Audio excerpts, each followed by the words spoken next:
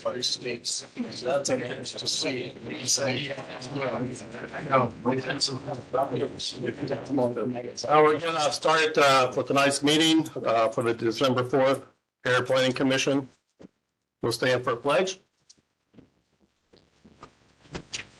I pledge allegiance to the flag of the United States and to the republic for which it stands, one nation, under God, indivisible, with liberty and justice for all. Nicole, you're here. Can you call the roll, please? Yes. Buckler, Here. Rankle. No. No, Sprinkler. She's here. Yes. Nicole? Okay. Let's try this again. Atkin, Yes. Bothwell, Yes. Reedy. Here. You know that's supposed to be that. Hicks. Here. House, Here. Pearson, Here. Royals, Here. Caudell, Here. Hunt, Knuckles, Here. Wright, Here. Todd, Here. Nevers. Here. All right, before we get started in tonight's meeting, I see we have a large crowd here tonight. I'm assuming you're here about solar. It is not on the agenda tonight. We do have a question and answer or public input at the end of the meeting. At that time, we will address a few, but not all, of your concerns. But we will not be here all night listening. So once we get to that point in the meeting, we'll have a few people come up and speak for or against. We will not be able to take any action tonight as far as what you're wanting. The solar ordinance is passed. It is currently the ordinance in the county. We, as our body, could make recommendations to change that ordinance. But as it stands now, they are the ones that have, it is in effect. So there are some things that we possibly could do, but I would not see that coming out of tonight's meeting at this time. So we do have a slate full of business to do tonight. And the quicker we get through that, the sooner we may be able to address your concerns.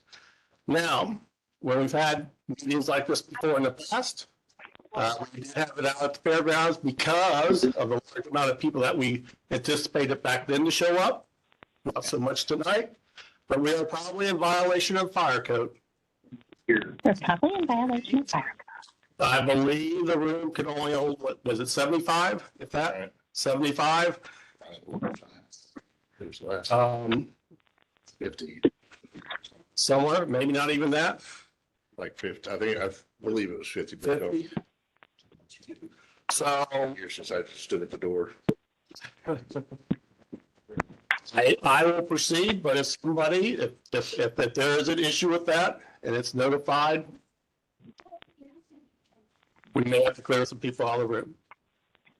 I will say that we need to make sure the exits are open. This way and through this door, there's, Ryan, I do believe there's exit doors on the other side to the outside. So if there were to be a situation, we need to leave the building that way. There is through this door to the outside. All right. Approval of minutes. We have 2 minutes actually to approve. Minutes from October 2nd was tabled from the last meeting. And then the meeting from November will also be needing to be approved. I'd like to start back on the October 2nd meeting that was tabled. Ryan, did it, were any adjustments called in or? Grace went back through and shortened it. So the one that we got today is a little bit shorter. Yes. Okay. A few moments to review if you did not get a chance to review them. Chuck, I got a question. You say we shortened them. I know there was discussion in regard to the extent in which we were going to state the minutes. Did we make a decision to shorten them? It was There was 2 votes taken. Well, One was this is to horribly accept. boring. They always are. Can we mute the audience? For the WebEx.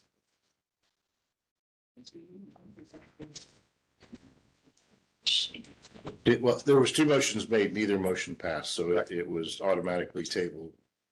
Dr. Bothwell had talked about either we're going to put everything in or we're going to shorten it down. So we went through and tried to get it more. But I don't think as a whole, we have not decided what route we want to go. Well, my only concern is I noticed that there was some discussion that took place that's not in there. And I didn't know that we had made that decision to begin leaving some discussion out. I felt that discussion was important from my perspective, but. We basically left it tabled. I tried to do what I thought was the intention. We weren't going to pass it as is. The discussion was to reduce it down to basic. Okay, Any other discussions? Is there a possibility that whoever has objections to that, me in this particular case or whatever, might come in and talk about what those things are so that we can present, something you can reject it or whatever, but we probably ought to talk about it. It's pretty important. Things that are left out are pretty important. But we discussed, we have the video of the whole entire meeting. Right. So again, I would suggest that with all of our minutes, that we simply record the action that is taken, not what is debated and so on, with a reference at the end of our minutes that a complete transcript is available at breckcounty.gov, whatever it is. It'd be much simpler for everybody and it would eliminate the problems that I have and other people would have too, comments that are omitted or, Right. so I don't want to be the thing, but we either do it, if we're going to do transcript like minutes, it needs to be done thoroughly, accurately. Or we need to do it just in a minute form and make reference to anybody that's interested can find this at the December meeting, whatever it happens to be. I think that'd be simpler. Anyway, I suggest that we do that. I do believe all the points of order were in the minutes, any of the actions that we took are duly noted. I would take a motion to approve the minutes. So moved. Second? We have a second. Sure, I'll second. Mr. Cardell and Robert. First and second, call the roll. I have it fixed. All right. Atkins, no, Boswell, No, Royals, Yes. Cadell, No. House, Yes. Hicks, No. Nevers, Yes. Knuckles, Yes. Pearson, Yes. Todd, Yes. Wright, Yes. 7 yeses. Passes. Passes. All right. Now we'll move on to the minutes from November. November 6th meeting minutes.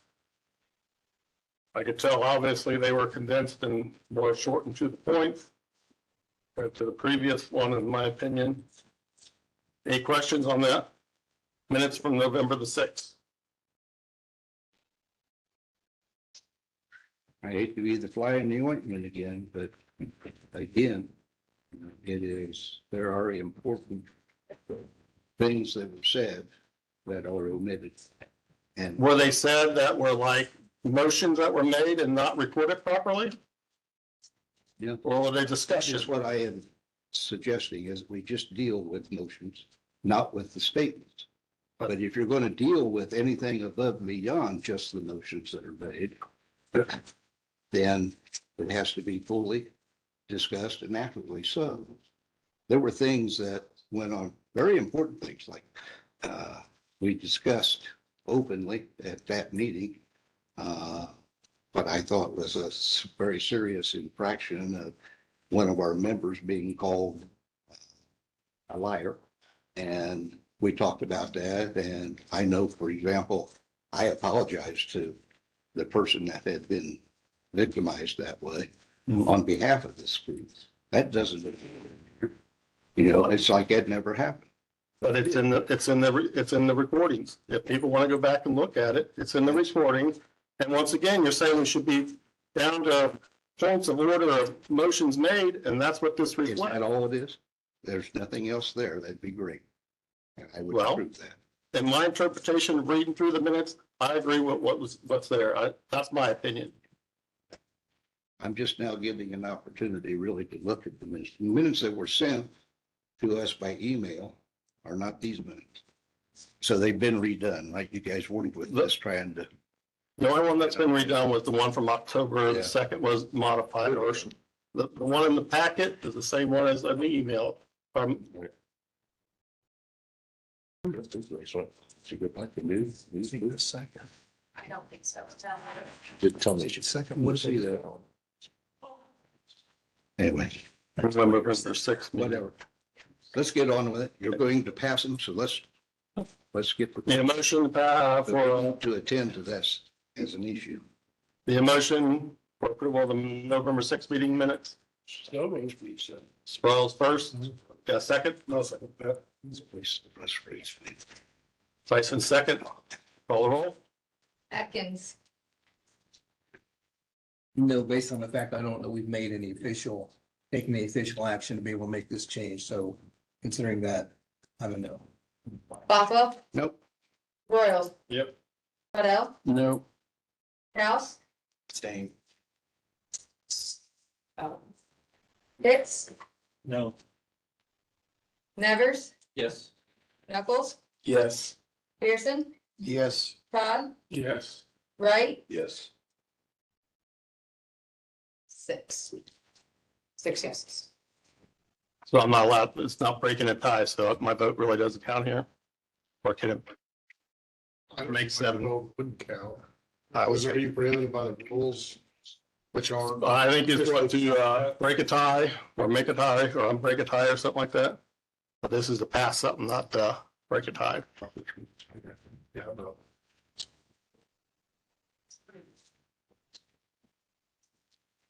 I'd make a motion that we set aside Robert's rules for this particular issue and allow President to vote on this so that we can get on. We have a motion, have a second, I'll second that. call the roll. So as Mr. Boswell and is that you, Jerry? Yeah. Okay. A motion to To suspend suspend the rules, the basically. right word. Steve, Yes, sir. or, excuse me, sorry, I got a cold. Don't believe we're supposed to go by Robert's rules. I know, We're and supposed to have our own rules and procedures. Does our rules and procedures say anything about? Our current rules say that we follow Robert's rules. What you're talking about, Indiana Planning Association, I know the commissioners meeting Yeah. state that we shouldn't. But we haven't got to that point to discuss in our actual rules and procedures. that was one thing I think we're taking away. Before we took action. Right. So take roll. Atkins, Yes. Bothwell. Yes. Royals, Yes. Adele, Yes. Kraus, I'll abstain again. Hicks, Yes. Nevers, Yes. Knuckles, Yes. Pearson, Yes. Todd, Yes. Wright. Yes. So now I'm allowed to vote? That's what it says. Yes. Yes. Oh. Now pass. 7. Okay. Going to go to public hearing. We're actually going to do new business first, so if we do have something on the docket. 4.2.1, the rezoning of property, I believe, down in Paramount, if I'm not mistaken.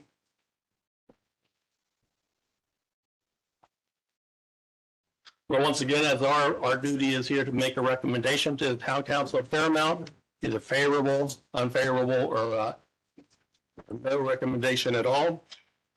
This is public hearing.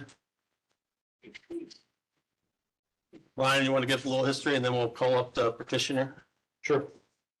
This is APC docket 04Z-23, hearing date of December 4, 2023. Petitioners are Keith and Tamara Allen. They are asking for a zoning map amendment, a rezoning from the current R3, residential 3 to RS, an RS zoning district. This is to allow construction of a 1,440 square foot outbuilding without a residence on the property. This is not allowed in R3. Noting that the Allens have found a vacant lot at 324 North Mill Street in Fairmount. They'd like to build a 1,440 square foot outbuilding to house antique tractors. The vacant lot is in an R3 zoning district, which would not allow a accessory structure before a principal structure. They are asking that the vacant lot be rezoned to RS, which if you look below, for accessory structures in residential, suburban, and in agricultural will allow an accessory before a primary. Would note that with the location of it, this would be considered spot zoning. Although we do have on an adjacent property across the intersection, we have a property with only a garage on it also. We received one call that was more inquiry than opposition or in favor of. Property is zoned for residential use. Asking, does the storage unit help or hurt property values with the adjacent property already only having a garage on it? There was one thing that did happen. They actually went to the Fairmount Town Board. We're sending forth a recommendation to the Fairmount Town Board. They went to the Fairmount Town Board before coming to us. And on October 23rd, 2023, the Fairmount Town Council already approved this. Okay. So we kind of got a cart before a horse. They did. Joanne called me, Treon called me after the fact. I said, yeah, I'm supposed to come here and then back to you guys. Okay. So public hearing, petitioner gets the 15 minutes or 20? 15? 15. And then opposed is 20 and then back for 5 for rebuttal. So the petitioner should be here to state, you come to the mic and explain what you'd like to do. You have up to 15 minutes, you or anybody in support of you. I won't need that. We got a lot of people here that got bigger irons in the fire. Did you guys get handouts that Ryan took copies of? Okay. The reason for the rezoning is like Ryan said, I can't put an outbuilding there without a home first, and that's what it boils down to. Currently, where I live is in the country, just out of the county. We have property that's on Circle Drive in Fairmount, and on that property is a nice home, but there's not much land to put any kind of an outbuilding. Not much at all, in fact. Over the last 30 years, we're into antique tractors, restore them, rebuild them, demonstrate them, take them to shows. This last year, my father-in-law, who I was doing cahoots with, passed away. So I have gone ahead and liquidated a lot of stuff, but quite frankly, there's just some things, and I think Mr. Bothwell knows one of them, but there are just some things that's hard to go. And that includes some tractors that we had. They're restored. That's what this would mainly be, is a storage facility, nothing more. Also, my wife would like to move into town since we have property as we get older. It's easier to take care of the property in town than where we live now. Where we live now, she couldn't really take care of it on her own. So that's why we're looking at coming in town. We have the house, we don't have the storage. And that's the whole story in a nutshell. What I was proposing, and I believe you guys have paperwork, I'm not sure what all you have, but it's pole barn construction. The exterior would have an exterior wainscoting. It would be of 2 colors, settled to fit in around. There's a lot of white homes in the area. It's an older section of town. Like Ryan said, there's catty cornered across the corner from this property is I think it's a leftover garage from when it was a residence there. That's why it's there. We checked around town. There are several pole barns in town. I don't know all the statistics behind them and how they got there, but I do know they're there. What I'm proposing would be approximately 30 by 48 On the front, I don't know if you got elevation pictures. There was a front elevation picture and an example of like off the internet, what I'm looking at. It would have two overhead doors, one 8x16, which is a 2-car extra height, and an 8x9, which is a 1-car extra height. And if you look at me, you'll know why the extra height. I'm tired of ducking. And always when I go into normal height, although I don't hit it, I come close. With the tractors, the same thing. I have to remove exhaust pipe to get those in. This would just facilitate. It would also have just 2 windows, 1-man door, and a front porch, covered concrete, as would the whole barn be. That's what I'm proposing. One thing I want to fit in with the community were the collars. The other thing is most pole barns, when you look at them, especially in the country, they're 12, 14, 16, and ag barns are way up there. What I would want to do here is stick with a 10-foot wall, which is 2 foot above the doors, so as it blends in with what's there instead of towers above. And some barns look great with certain collars, wouldn't there. I want to fit in. Actually, I want to disappear. So the construction would reflect that when we choose collars. Height cuff, I don't know if Ryan gave that one. Placement on the property.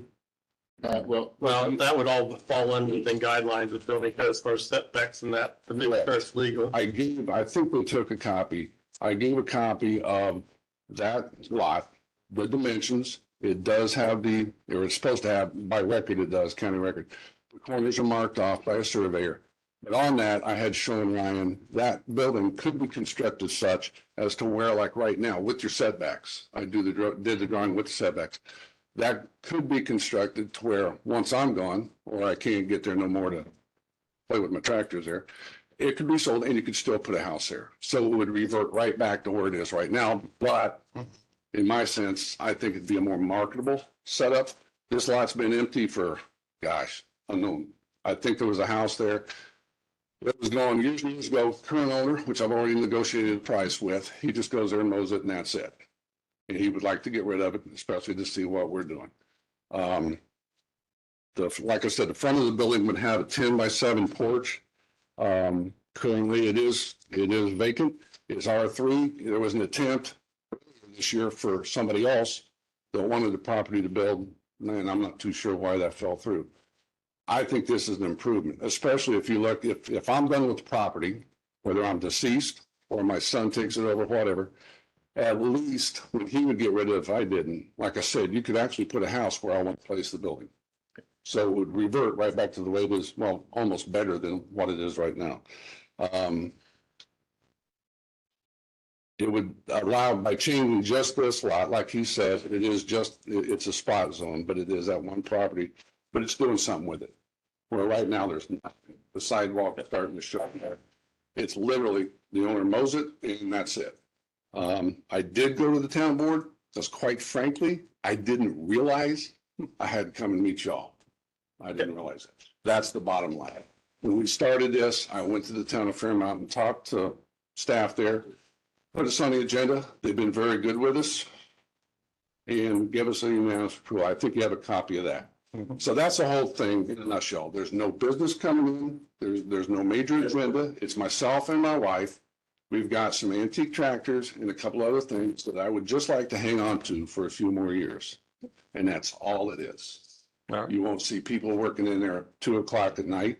You won't hear big machines in there other than what a normal man would have in a garage. I don't know what else to say. It would have no plumbing, just electrical. Okay. So that's about all I've got to say. All right. Got questions? Overhang, Sir? with the overhang on. We're gonna have a 2 foot overhang, front and back. As it is, it's faced, not on the address side, it's faced north. North and south side would have a normal overhang. Which part of the lot, Pardon? which part of the lot do you intend to? The lot goes east and west longer than north and south. I would put it on the east side facing north. And the reason right now, I mean, it can go anywhere on the lot, but right now, number one, to facilitate that option to put a house on the west side. Yes. Also on the north side, there are no curbs, there are no sidewalks, anything like that. So when I would put a concrete drive in, I wouldn't have to interrupt anything, tear out sidewalk or anything like that. Okay. There's still, I imagine, a little bit of time left, under 15 minutes. Anybody else here in support? All right, anybody here in opposition? So, We got two people behind opposition for the rezoning. Yes. Yes, opposition, you come and state your name. Name and address, I think. I'm sorry, Name and address, write it down I believe. or just tell you. No, I think they have it yeah, written. need to write it down for our records. Okay, I will. My name's Kim Smith and I live next door to the lot the gentleman's talking about. And although those pole barns can be made to look like nice homes, he will have tractors, older tractors, louder motors, tinkering on them in and out for tractor shows or whatever he wants to do with them. And actually, his lot butts up to mine. The property line is inside of a tree, which my swing sits there, but I've always shown Mr. Sullivan, who owned it before, that that's where his property line was. Excuse me, I don't know if the tree will be cut down, but the south side of that building will butt up to both of my bedrooms. So if they're in there messing with motors, starting the engines and everything, that's right next to my bedrooms.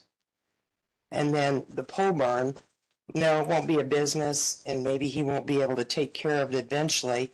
But if it changes hands, who is somebody going to put a garage or what they're going to do? I don't understand why you can put a pole barn that to me is like country inside where residential areas are. And especially with it, maybe I might have 15 foot between the side of that house and where this building's gonna go. And there's an alley that runs the length going north-south behind me. And I know they'll make it look nice. I don't want to rain on your parade or anything. But, you know, I've seen things come in and then, yeah, everybody says it's going to be one way and then eventually it goes another way. I don't know why somebody would want to live in the country and then build a pole barn in town in a residential area. And the roads are narrow. There's never been, I don't think, sidewalks or anything on that side of the street. So of course, they'd have to put the overhead doors on the north side to be able to turn in there. It's just a tight road and a busy road. And my main concern is, you know, I've thought about maybe buying that house I'm in, but I won't buy it now. I worry about the depreciation.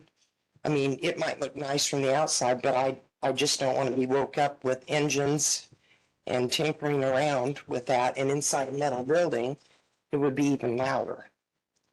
So mostly, I mean, that's about it. I'm not used to doing this, so I just don't think it belongs in there between those houses.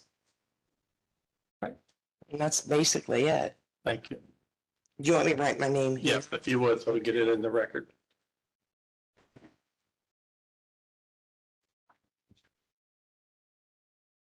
Anybody else in opposition that'd like to speak? See another hand back there. You can come to the podium.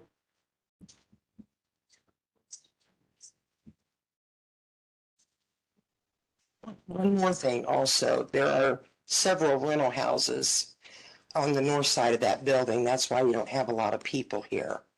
My house and the house to the south of me are the only two between 2nd and 3rd Street. Then across the street, she lives on the corner. Next to her, it's newer people that just moved in. They're younger. And next to them, they're newer people, been there for a couple of years. Catty corner from them on the northwest corner is Everett Electrics, and it's an old garage that he stores things in a big vacant lot that he keeps mowed. And so there's just not a lot of people that come up to complain. There's only one house on 3rd Street on the south side, and it's the side of their house that will butt up to the back of that building, so they won't be really bothered by it. So that's it. Okay. Chuck, can I ask her a question? Yes. Ma'am, I was wondering, were you aware that the gentleman had approached the Fairmount Town Board and No, I you was able to not. speak at that time? No, we were not notified in these letters, I just got certified mine. letters. The dates on her envelope, I didn't pick mine up. I've been started a new job. And I knew what some neighbors across the street, the letter said, but we were not notified of that. And for the town to approve it, it's kind of like putting the cart before the horse. Okay. The town said yes, but yet got the second for the rezoning. Thank you. Well, we make a recommendation, so they'll probably go back and I would think they'd probably revote, I would think. I mean, I'm sure it's not a parade. It's great what they're trying to do. I'm for antiques and all that, but it's just not. I don't think it's the right area for it. Fairmount would be the legislative body, so they would have the final say. Oh, We are a recommended body. okay. I misunderstood it then. You live next door, you did not yet? I just got got this Friday. letter about this meeting, but we weren't notified of the town. Okay. Where I started my new job, I heard about it. We send out the certified to us. Okay. I got That's- one Friday. Like you said, you didn't. So I just want to make sure. The dates that are on hers, that's not true. This says the day before Thanksgiving. And I watched him, I didn't know what woke me up that day, but it was the mailman knocking on the door. And he was already across the street by the time I came out. And I wondered why he was taking so long, and he was filling out the forms to leave on the doors. But one gal came out, and she called and let me know what it was about. But on hers, it says that it was returned 12/7. We aren't even to the 7th yet. So I go figure. One of the houses. Get there, done there. Yeah. Okay, name and, make sure you fill out the thing there. State your name, please. Linda Starkey. Okay. I've lived in that house for 56 years. And, I consider it my forever home, and Where are you? Where is that house? it's going to be directly across from his barn.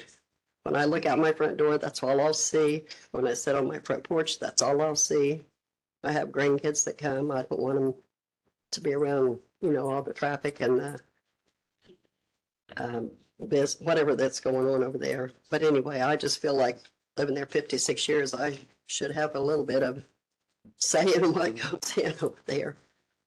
But I'm not a very much of a speaker either, but I just don't feel like that's the right area. It's a residential area. That's not what I bought when I bought the house. I didn't buy it to be, buildings and businesses like that.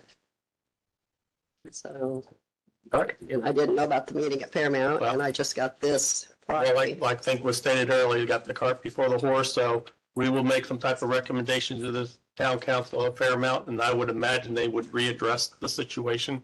That would be up to them and their attorney on if they feel that's proper, which I would think would be. And then you should have an opportunity to speak at that meeting because you should know about it. Where's the meeting Monday? Is there? Okay, thank you. 7:00. Anybody else? I'm so nervous, I can't really write. Anybody else in opposition? All right, so then you'll be able to come back and do a 5-minute rebuttal or address any issues or concerns that might have been brought up, like she's finished filling out here. It's actually 10. Is it 10? It's 15:25. Okay, equal time? True. Guess I can't add. That's why we're helping you. Yes. Legitimate concerns, I'll give her that. I don't think notes on the one she said. The trees, I never even thought about, they're over by the alley. They wouldn't be touched because they're not where I want to place the house like he was asking. The trees aren't an issue. Going to shows and all the noise. I kind of pride myself in these tractors are not loud. They're restored. They're original. They're not hot rodded. Everything on them are original. So the noise part, loading up, going to shows. I haven't been to a show or taken equipment to a show for 2 years because my father-in-law was sick for one. He passed earlier this year. Half of the equipment, no. Almost all the equipment that we would take to shows. I've had plows and saws, you name it. That's all been sold. This is literally the tail end of what we had. One, for example, one is a 1940 Farm All Age. It was the one my father-in-law used before he went to General Motors in farming. He restored it from the ground up. I helped him, and we have another one that's the same shape. And now I've got some antique garden tractors too. So there's nothing big. There's nothing in the middle of the night. There's probably never will be another show. It's not much fun when you go by yourself or take your wife. So, no, she didn't get that. But The alley, there is an alley there. It hadn't been traveled on in probably 50 years. In fact, it's hard to see because it's grass. The way the setback, I believe what she's concerned with the trees is where the alley is. And it's not used. In fact, if you look north or you look south, the alley has been encroached on with structures. So I don't think the alley is much of an issue. The road, she said, is pretty busy. It's 2-block road that tees off on this corner. No, it doesn't. It's in the first two. No, it does not tee off. It's in the second intersection from Main Street. There's not a whole lot. Main Street's the main, Washington's the other east-west main. I don't think it has that much traffic. We sat there and actually looked into that. The town agenda, like I said, we weren't aware. We did when we talked to them, they said, we'll put you on the agenda, come on in, which we did, just following orders. I'm just trying to get a little building to be built, and you wouldn't believe the hoops I've been through so far. If it wasn't for Ryan helping out, I wouldn't even know how to do it. We are on the town agenda. Joanne has already put us on Monday. She was trying to help us expedite this. This has been going on since October to try to come up with this. I did not know I had to come to you guys. That's why I didn't at first. And this is a residential area. They are older homes with no growth in the area. This would be growth. She mentioned something about somebody else that would want to buy it in a garage. This will be the best garage in the whole area. It's just, it would be from what's there. It's a full bar. No. It's a full construction. The exterior would be made colors and all that, and we talked about the height. So that's all I got to say. Okay. Thank you. Thank you. Any discussion before we ask for a recommendation? Ryan, is my understanding clear that in the event that there was a house there, there wouldn't be no need for us to be here today? Correct. Okay. It's only because we're doing an Because accessory the prior house to is the not primary. The other house has been gone maybe 10 years at most. Is it meeting all setbacks and so forth required for this in the event that there would have been a house there? It would. I mean, he's got it's a vacant lot. So depending on where he's going to put it on the lot is where we would go from setbacks. And again, I know this is spot zoning and I know we don't like to do it, but we have, this is on where Back Creek is located. It's kind of on the edge of the addition. And again, adjacent across the intersection is a garage without a house. So there is a like property right beside it. Okay. Where that house has been torn down, similar to this situation. Right. Mr. Merlock, what is your recommendation? I put forth no recommendation, but that's easy knowing that the town of Fairmount has already approved it. And again, we got no opposition. It's got like property next to it. It's not in the middle of a neighborhood. It's on the edge of a neighborhood. I think you're no recommendation because we are not the decision maker in this case. Yeah, I Let's can. go back to Paramount and Mr. Royals. I think they should be able to address that. And I'd like to make one comment for those people who are in opposition to that. I happen to know Mr. Allen. You couldn't find a nicer person with more character than Mr. Allen. So please rest assured you're going to be okay that way if the town board determines to permit that. I'd make the motion that we send this back to the town board with a no recommendation and allow them to make their decision. Any Second second? that motion. Okay, got a first and a second.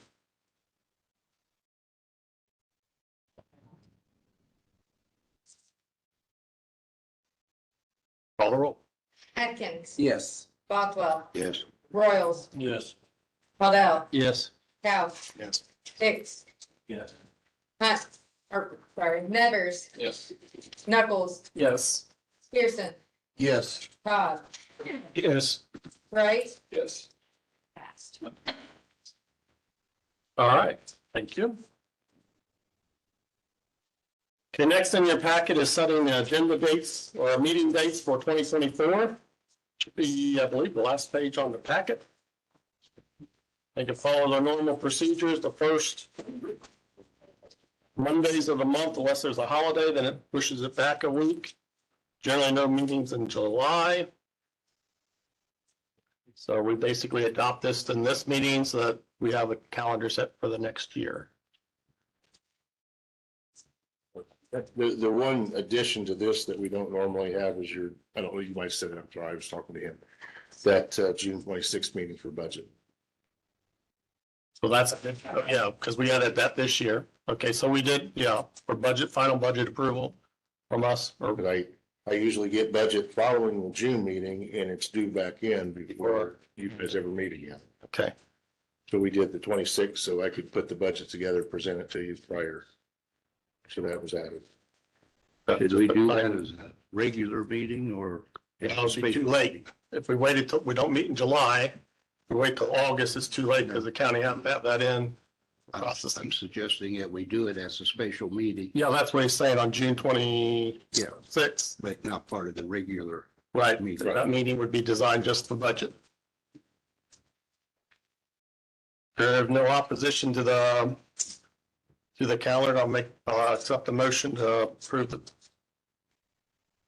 2024 I'll schedule. make the motion, we approve the 2024 schedule meetings and filing dates for the area plan. I got a first, I'll second. Jerry second, call the roll. Who's the second? I missed it. Jerry. I should put it as a. Yes. Yeah, we're bouncing all around here, aren't we? Atkins, Yes. Boswell, Yes. Royal, Special. Waddell, Yes. House, Yes. Hicks, Yeah. Nevers, Yes. Knuckles, Yes. Pearson, Yes. Todd, Yes. Wright. Yes. All right.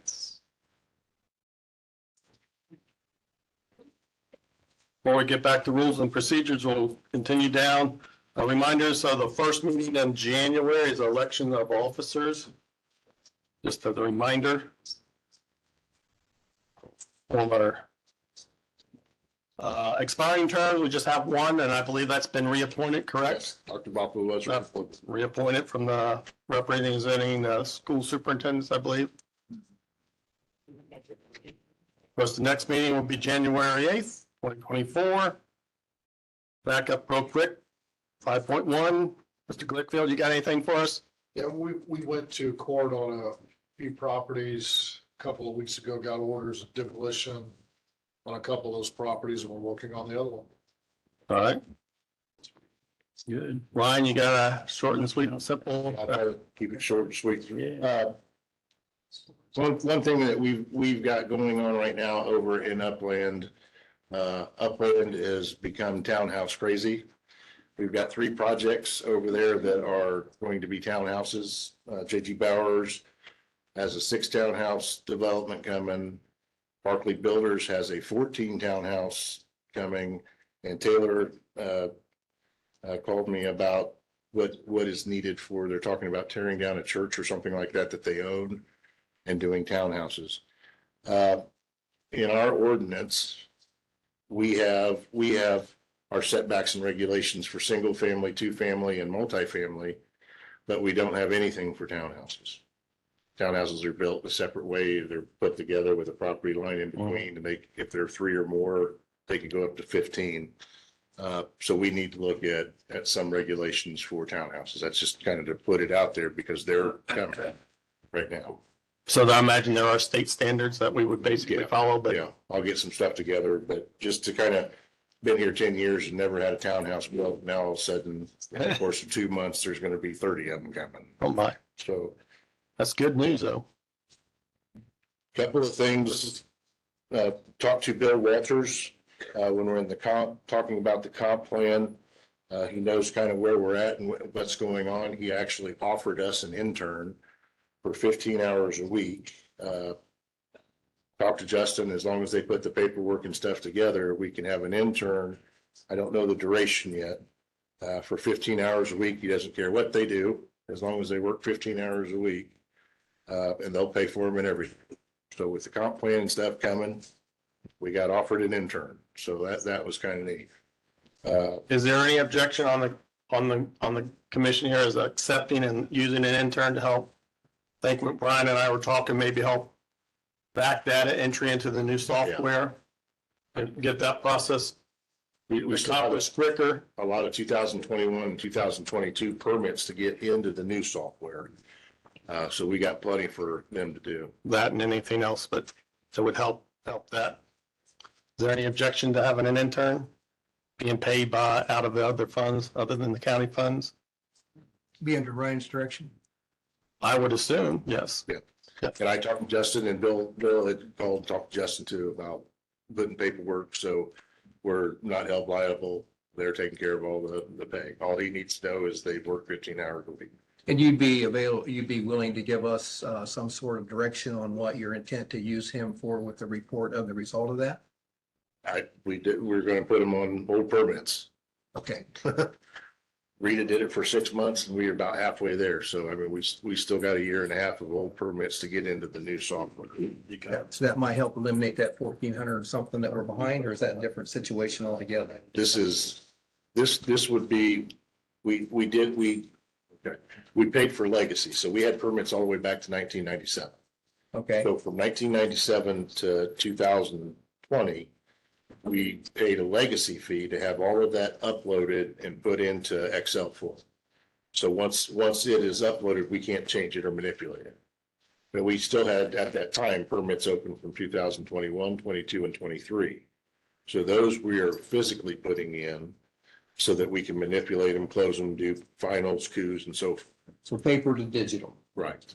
So that's what we're working on, getting caught up to today. So when we got time, Rita, like I said, Rita for the first 6 months while we were trying to get the new software up and running, that's all she was doing, was putting the old permits in. Okay. We need to vote on that. I think we ought to make a formal motion to show that we agree. I'd be still moved to allow for an intern to be utilized at Ryan's discretion. Tyson makes the motion. Second. Royal second. Call the roll. Atkins? Yes. Bothwell? Yes. Royals? Yes. Waddell? Yes. Couse? Yes. Hicks? Yes. Nevers? Yes. Knuckles? Yes. Pearson? Yes. Todd? Yes. Wright? Yes. All right, anything else, Ryan? I know we do Two more quick things. Okay. We have got for our agenda next month, this will be news for a lot of us.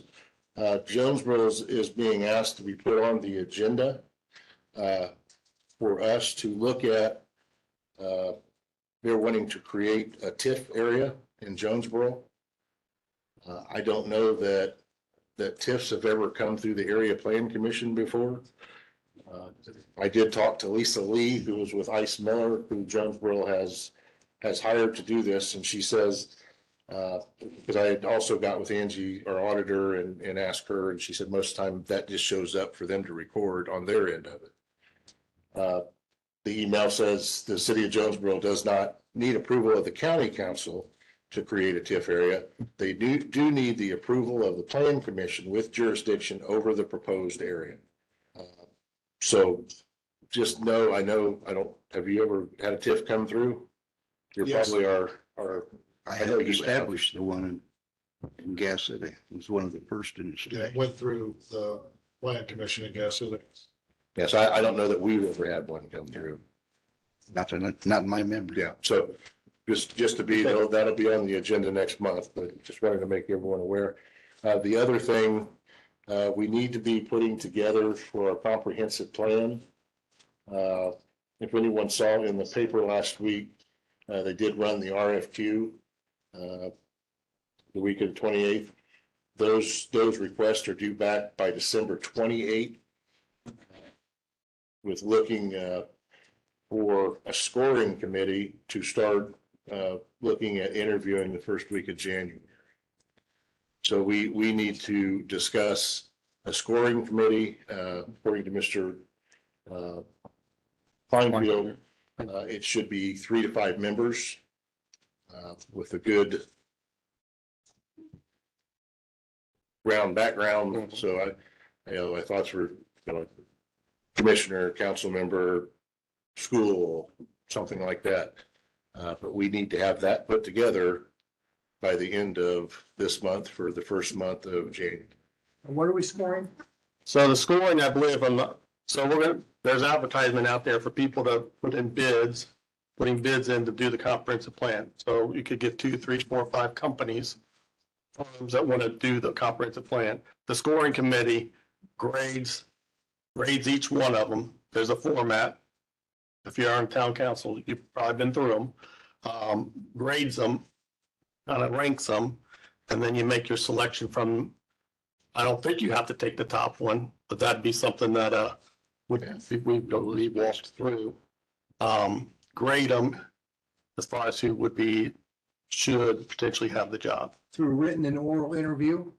Yeah, this will, according to Mr. Kleinpeter, I mean, this will be a 3 or 4 hour each type of interview process. And however we want to do that is up to us. He will be here to help. Sign me up. That he said we need to have 3 to 5 and to look at, since the comprehensive plan is everything, to kind of look at someone to represent something in everything. So those members can be within us, but we could also go outside of us to be part of it. So it doesn't have to be limited just to us. Right. So at the same time, I want Mr. Kleinfield to come in and also outline roles. Right. Because we know in Indiana code that it is to go through the area plan commission for recommendation to the commissioners. But when we have talked to Bill and Mr. Kleinpeter in here, it was whatever the commissioners want, whatever it was commissioners, like we were going to get bypassed. So I would like him, with solar, I would like to have that outlined before we ever start. Here's what you're doing, that way there's no question. Right, as far as Who's got what roles. Right. So this committee that you're proposing to put together, should that be done before we have instructions from him? I mean, is there a reason why that needs to be done? He says at least 3 to 5 names of people on the comp plan interview scoring committee entitled. So these are my 5 things he wants me to do. I've got 4 of them taken care of. The only one I don't is putting together a scoring committee. So we only have one volunteer. You do. Citizens member, agricultural end, so that would be good. I'll help. Educator? Really? You said because you're school, so you should be able to represent the school angle, which would be important. And I don't know, ideally it should be a county council, county commissioner, because they're legislative bodies and with the monies. That would potentially be maybe our representative or somebody from their group, whether it be us or, I'm bringing it to you guys. right, I didn't want to come in here. or Frank or Frank's council. council, if it'd be you or somebody within your council that would be available. May take it back to your group and, or you by default, I don't know. Okay, so we're getting there. County Commissioner, Steve, although you guys reorganized beginning of the year, so we'll figure that out, let you know. so that's 1, 2, 3, 4, right? 1, 2, 3, 4. BZA? Yeah, I would represent BZA. And we make decisions based on the comprehensive plan.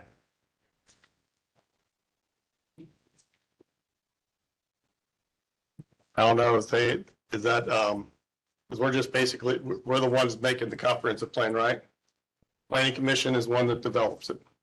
Yeah, it's just like ordinance. I mean, we're basically going to put it together, put it to public hearing. Right. And send forth a recommendation to the commissioners. Do we need any outside help as far as like economic? Permitted though, isn't that what you just said a little bit ago? Didn't have to be just Right, within our right. group, it is permitted to have. Right. So like, do we need anybody from like the business world, so to speak, economic development? Or someone in that? You think so? Because that would be, the business in, the agriculture in, the school in. I know. That would get us to 5 if we have somebody from the business in. Reach out to Tim Eckerly. Well, he's kind of retired. I mean, he knows a lot. He's actually, but I have got a couple we've got a couple of companies that have touched base knowing what we're doing. One company forwarded him a proposal that he sent forward to me that I sent to Mr. Kleinbeater. So he knows what we're doing. I mean, I don't know if he's. I don't want to step on, I think we need to go to the actual redevelopment people before, make sure that's okay. Or if they want to do it, I don't think we want to, personally, that's what I think, go through the proper channels. If, and he may be the one they would want to have do it, or they may be the ones that want to do it. I might be able to shed a little bit of light on Mr. Eckerly. When I worked with Mr. Wynn closely. I was president of the Economic Redevelopment Commission in Cass City when we were extending utilities, et cetera, out to I-69, and we established a TIF zone, one of the first ones around. And Mr. Eckerly was, someone that we couldn't have done without. He had contacts in Indianapolis that made it. So No, I would agree, he'd be a good fit. I just don't want to. helped us a great deal in establishing one of the first ones in Indiana. So That was my first thought. I have no objection to it. I just don't want to step on people's. He didn't tell me if you did any help. I don't know if he meant that amount. And, I don't see anything wrong with, is it Mr. Hartman? Yeah. Was you, Ed? That Yeah. volunteered? That gets us up to potentially 6. Why don't we put both of them there? Or bring at least Mr. Eckerly in as an advisor. Talk to us. That idea.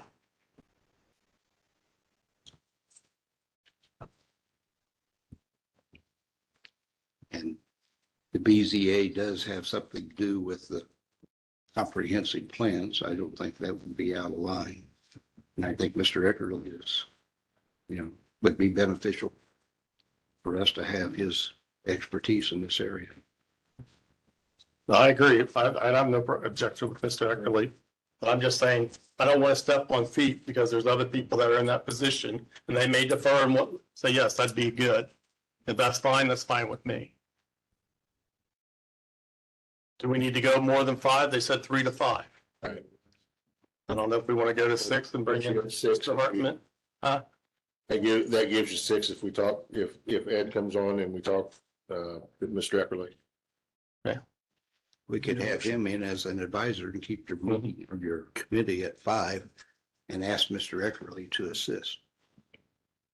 Wouldn't be I mean, nothing's set in stone. Yeah, okay. He said typically 3 to 5. Okay.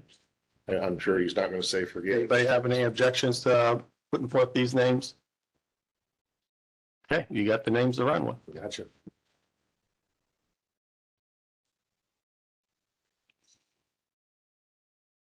And that may happen before the first meeting of next month, potentially.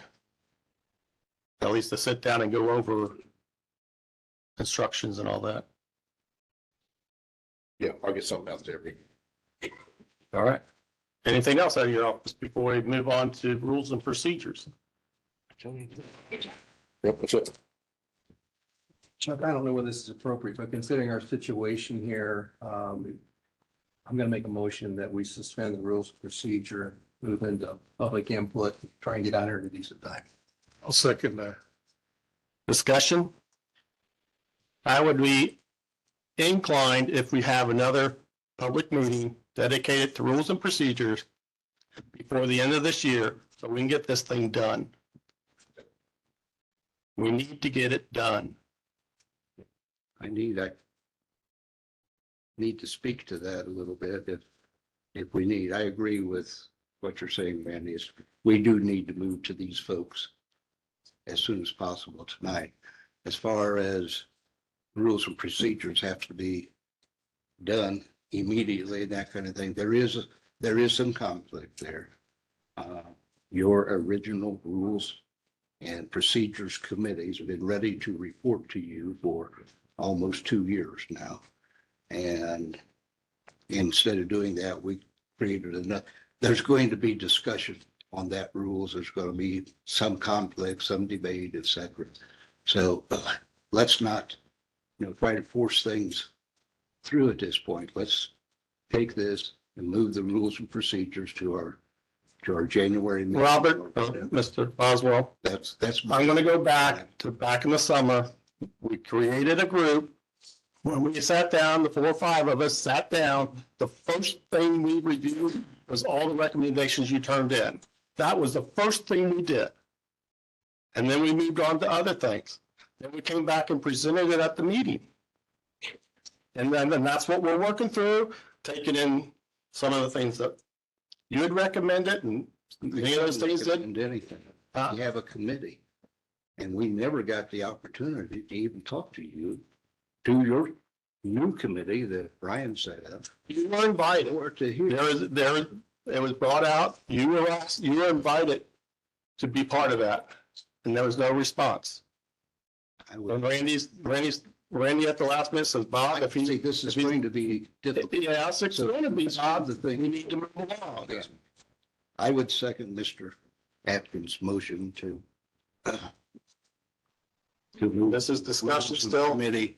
I would say sometime in the future so that we can get to the folks here in the audience.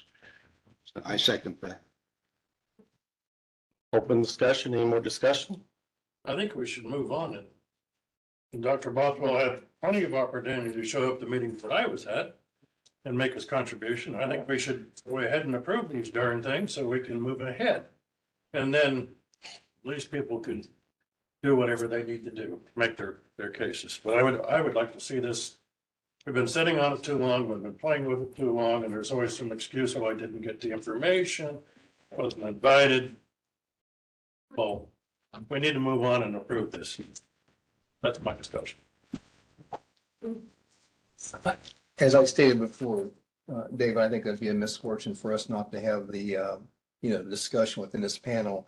As part of that group that came up with this draft, I don't think any of us had the intent of this being passed without some discussion from the group. And I think to not have that discussion would be a real disservice to the rules of procedure in which this operation is going to function. Well, if they don't approve it, there won't be no functioning, so I don't. We still have rules of procedure that we're operating under. And we will operate under those existing rules of procedures until these are approved. Correct? Yes. In the meantime. But we keep delaying and delaying and delaying. And delaying. Delaying All for another purpose of meeting. delaying. That's what I read. December. Yeah. All right, we have a motion, second on the floor to basically table the reviewing of rules and procedures. What limit? I believe you modify that pending another meeting gets called to discuss it in December. Well, that was in discussion. That's what. Yes. Okay, Robert, do you still second that? No. Nope. I'll second it. Okay. Is that all the Hoyle, Mr. Glickfield? Yes. Okay. So the motion is to table the current rules and procedures for tonight with the intent to have another meeting before the end of the year to work on solely rules and procedures. All right. Yes. Boswell, No. Royals, No.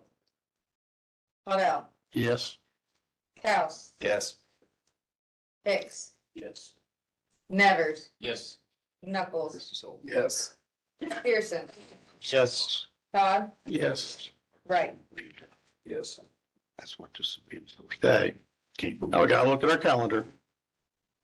Today is the 4th. Ryan, do you know availability of this room?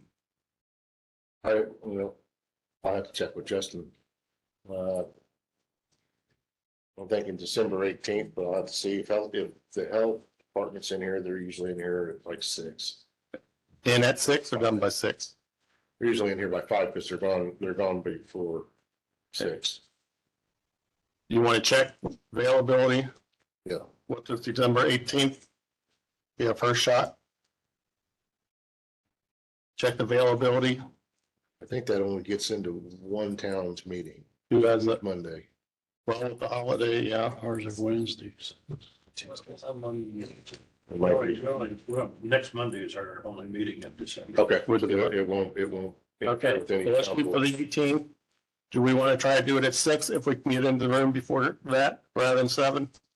If the health department or the room's available at 6, shoot for 6. All right, December 18th at 6. that's good. That's the goal. That's the health department's here. We may have to back it up a little bit. That's right. Right, set a Monday. Understanding that we don't necessarily have to approve. No, we just need to keep working. Need to keep working. Okay. Keep working, keep working. Yeah, because we're doing line by, or section by section, or page by page, yes. You can advertise that. Yeah. It's kind of spatial. It'll have to be because we don't have every member here. Not required to go through a public hearing.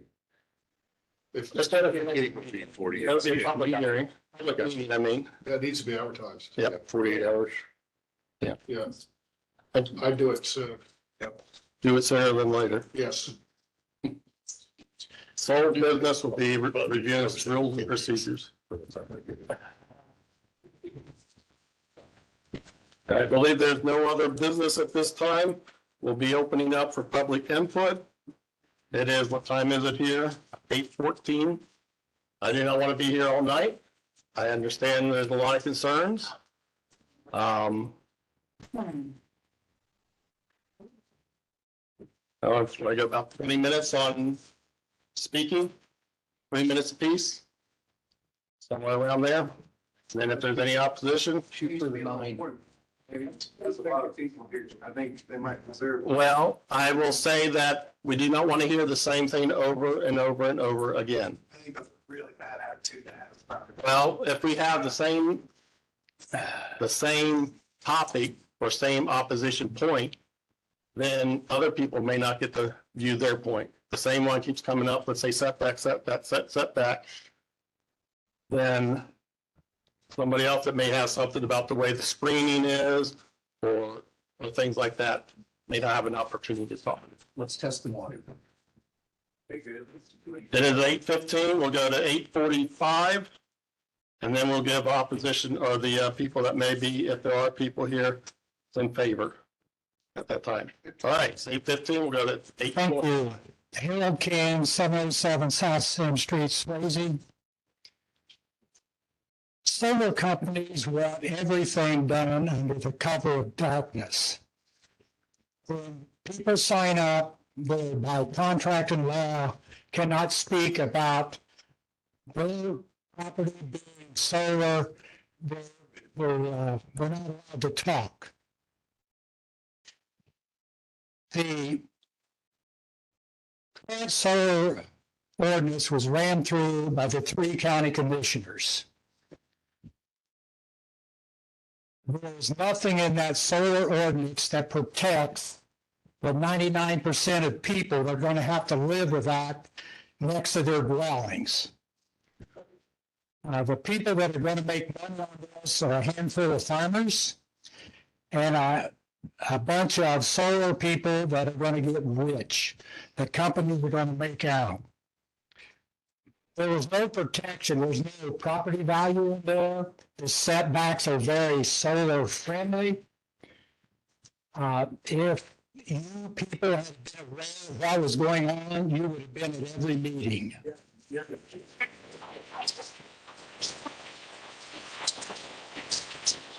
I've been fighting this in Delaware County too.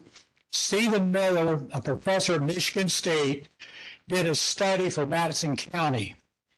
End of 30 years, the tax revenue was negative for solar. It's not going to make you rich. Would like to read, I've spent the last 4 or 5 days talking to my friends and neighbors out on 9th Street. And one person, everyone is adamantly opposed to this, but one wrote a letter that he wanted me to read. My name is Michael Spalding, and I reside at 7895 West N 00 South in Swayze. I am a voter and a taxpayer. I am also in opposition to any solar equipment being installed for commercial purposes on or near my property. This includes any location that may be perceived or proven to be in line of sight from any direction of my home and property. The sole reason I purchased my home and property is because it lies in an agricultural area which in my lifetime has zero potential for further commercialization or annexed in any neighborhood, town, or cities. This is also the reason that many of my neighbors have located to these properties that lie adjacent to the agriculture property where solar is now coming. They stand united with my family in great opposition to solar equipment or farms anywhere in this vicinity. Give me about 30 seconds. We are currently already having drainage issues around our properties that need to be addressed. We are also having tax increases. I am opposed to any tax abatements for solar, easement accommodations for solar, or any other special accommodations for solar. The reason the solar companies does this in the dark of night, they know nobody near that wants it. So I appreciate your time.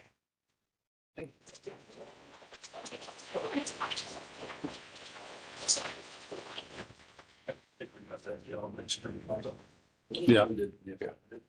Yeah, it's King. Jackie Sheets from Southern Grant County. The solar ordinance number 4 that was adopted, it cannot stand as is because it had no public hearing. That is illegal according to the Indiana code. If you want to check that out, it's illegal. So we got to send that back, change it, do something. And have you guys heard of this 15-minute city that's coming up to Fort Wayne in Allen County? 15-minute city, anything about it? Today I sent you guys an email about this little video. And the reason for all this solar push, it comes all the way from the United Nations coming down to us. And this 15-minute city is going to take all of our solar to feed this city. This place is called LEAP, America's newest sustainable community, thriving with greater ecological diversity through regenerative development. It's going to take 800 acres. The UN, it's all tied into the land grab across the Corn Belt. Issues with carbon capture pipelines. You guys need to study up on this stuff. Injector wells. They want to deplete the aquifers. This is all foreign stuff to me, so please check it out, okay? They are asking for 17 million acres to be put into solar in Indiana. Indiana only has 23 million acres in it. So they're going to take every bit of food from us. And they're going to be making our meat in a lab because we're not going to have any land to grow our food on. And in that video that I sent you, it discusses that we will have to find other sources of food. So if any of you are ready to eat lab grown meat, have at it, but I'm not in it. Thank you.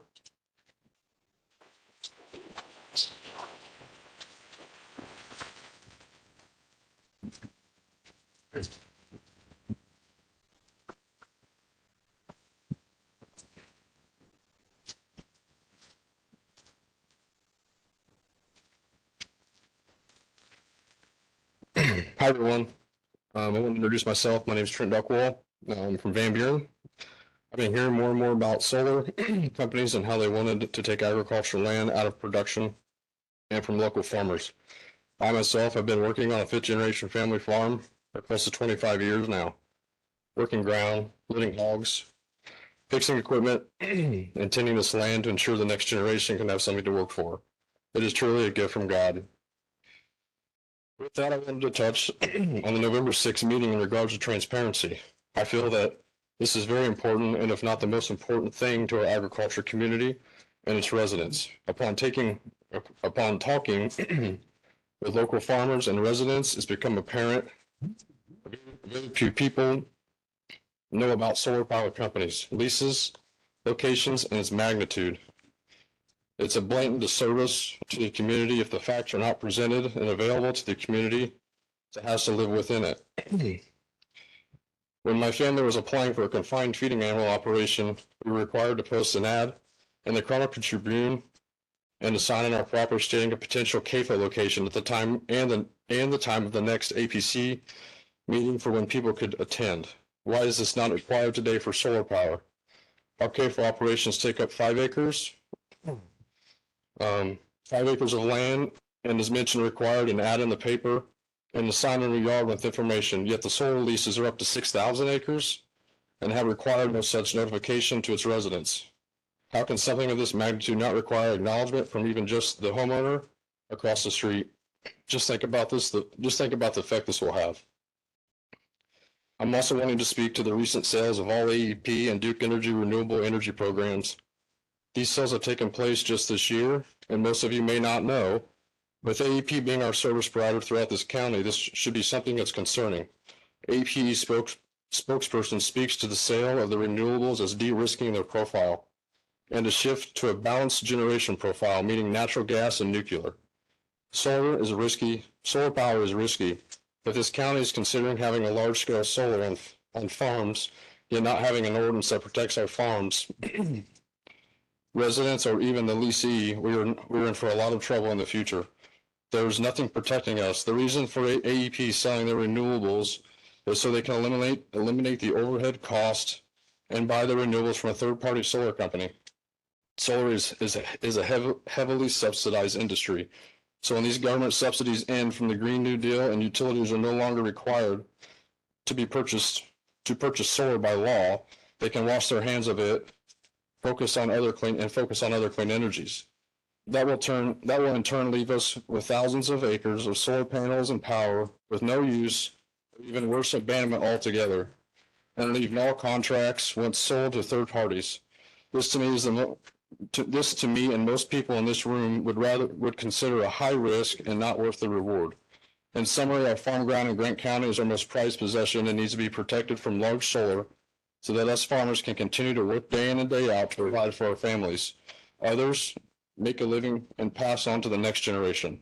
So I ask of our commissioners and our area plan committee to work together as one and put together an ordinance that is sufficient in protecting its people and the ag community.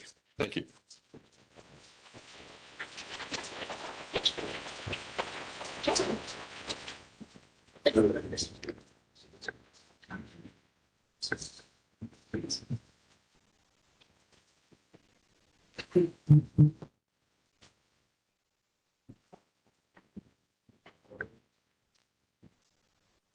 Hello, name's Kyle Schaefer.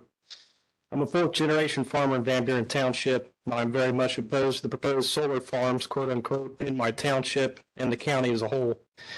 I think we need to change the names of these things to solar grifts. The definition of grift is to engage in petty or small-scale swindling. This is the swindling of taxpayer dollars to make a limited few individuals and some large companies rich. You cannot farm the sun, you cannot eat the sun, and this will not benefit the people around them. This is nothing but a grift to the parties involved, paid for us by us taxpayers that have to look at them. It's aggravating to hear that one of our commissioners doesn't think that 200 angry farmers' opinions don't matter. Those 200 angry farmers throw a lot of dollars through this county every year, and we should be heard. Generations have poured their blood, sweat, and tears into this land, and to see our government bend over backwards for corporations who could care less about the land and the generations that made it what it is today for some tax dollars is despicable. I would like to tell a story that involves my family who were sucked into a similar situation. My great-grandfather was approached about leasing out his land for a landfill here in Grant County. He was told he was going to get X amount of dollars per acre, and he would be able to farm the land when all was said and done. The man that ran the landfill was a crook, allowed the dumping of anything and everything, embezzled most of the money, filled above what was agreed upon in the beginning. When it was all said and done, took the money and ran. The landfill was never cleaned up and capped off because the bond money had disappeared with him. And our family is stuck with this piece of property we can do nothing with because it is too expensive to close the fill site.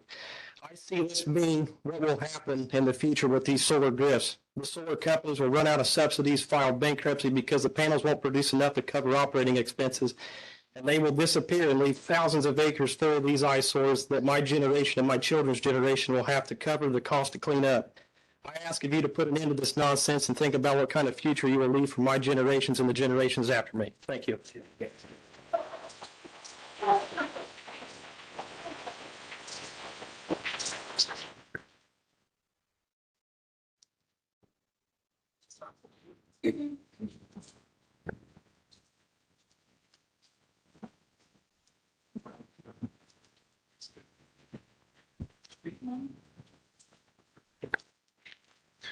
Nolan Highway, 5232 West 600 North, Marion, Indiana, 46952.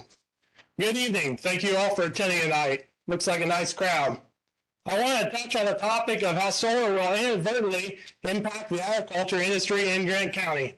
The APC talks about how solar will greatly increase our tax revenue as a county.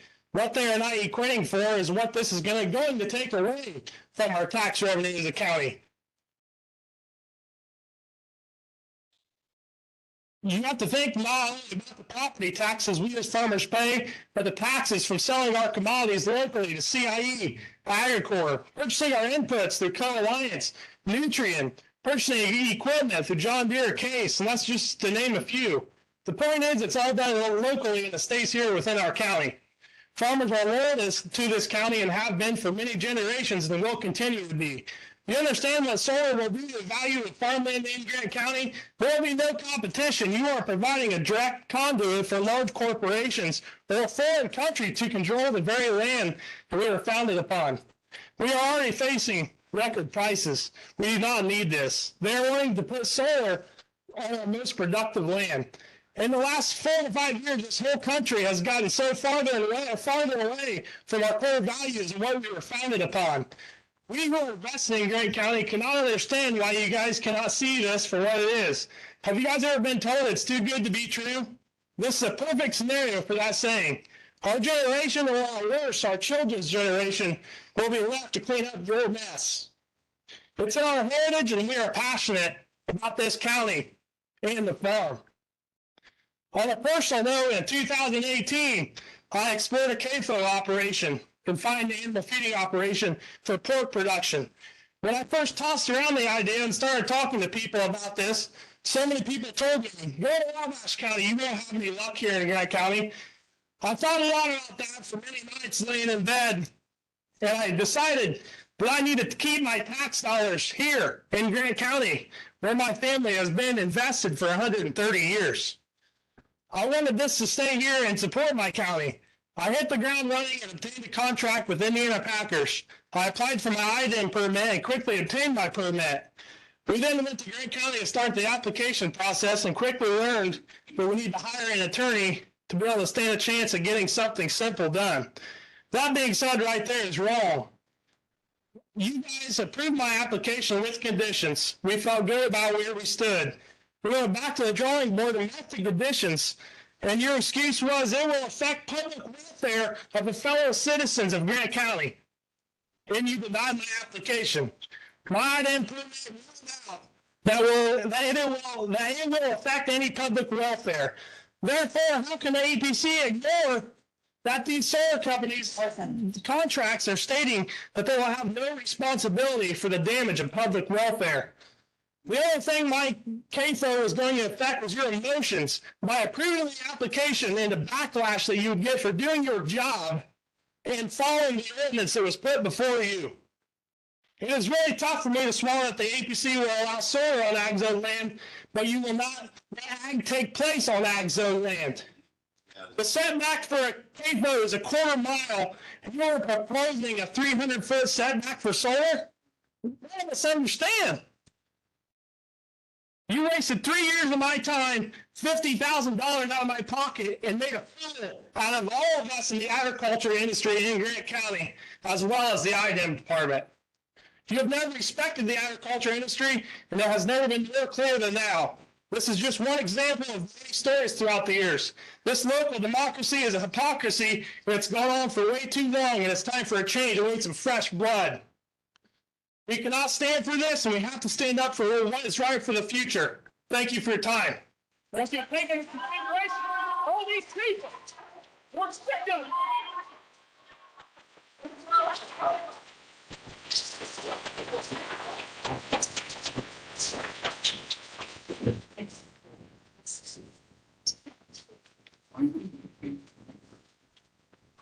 You think that's funny?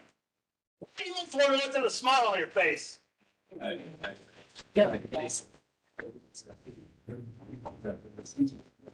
Funny. Dale Brindle, 8132 Pike. Here's an address for you, 1512 West Crane Pond Drive. Does that sound familiar to anybody? The home located here for Crane Pond Farm Homeowners Association.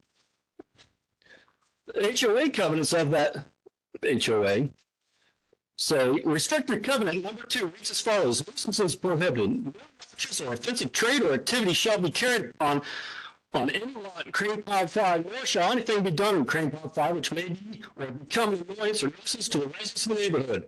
Restrictive covenant number 6 says chain link fences are not permitted in Crane Pond 5. Why is this relevant?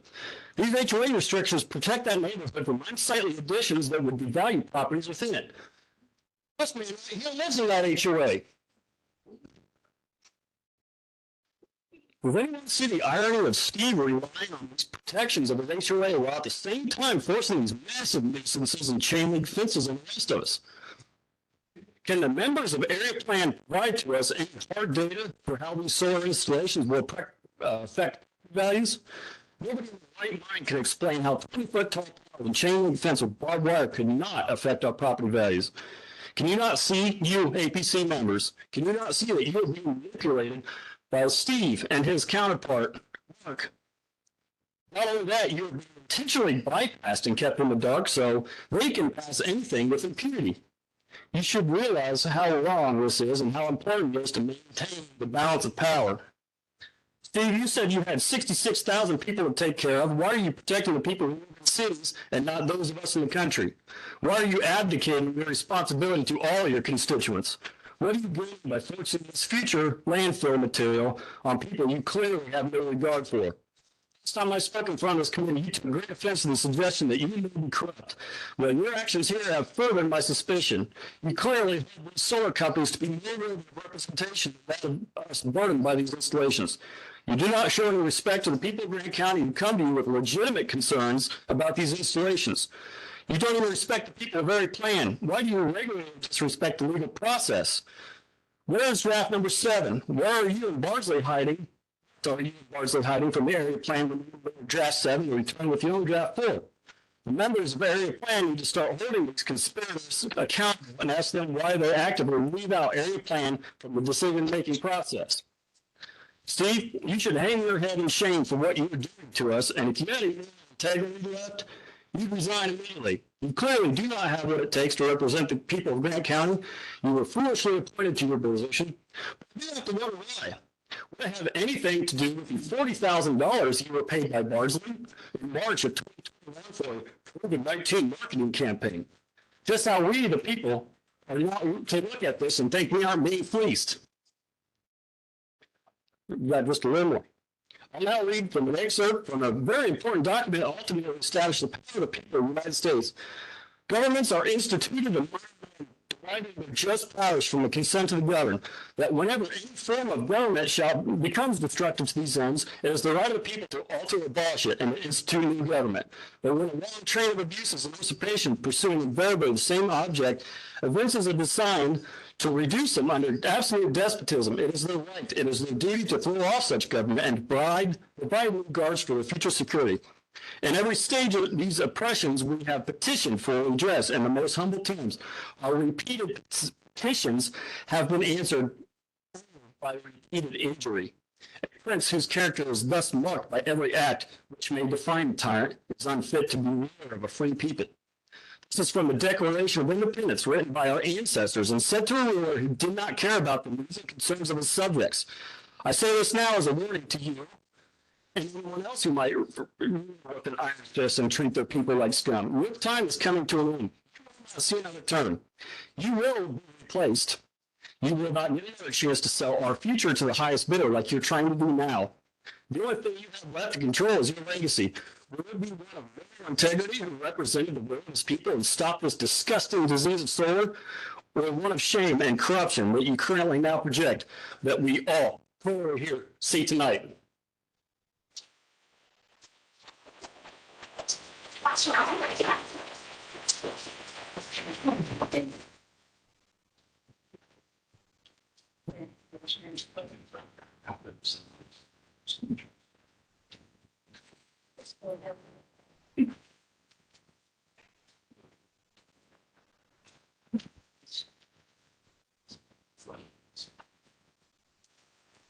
My name is Jody Stevens, and I am extremely nervous. I've never spoken public. I'm passionate about this.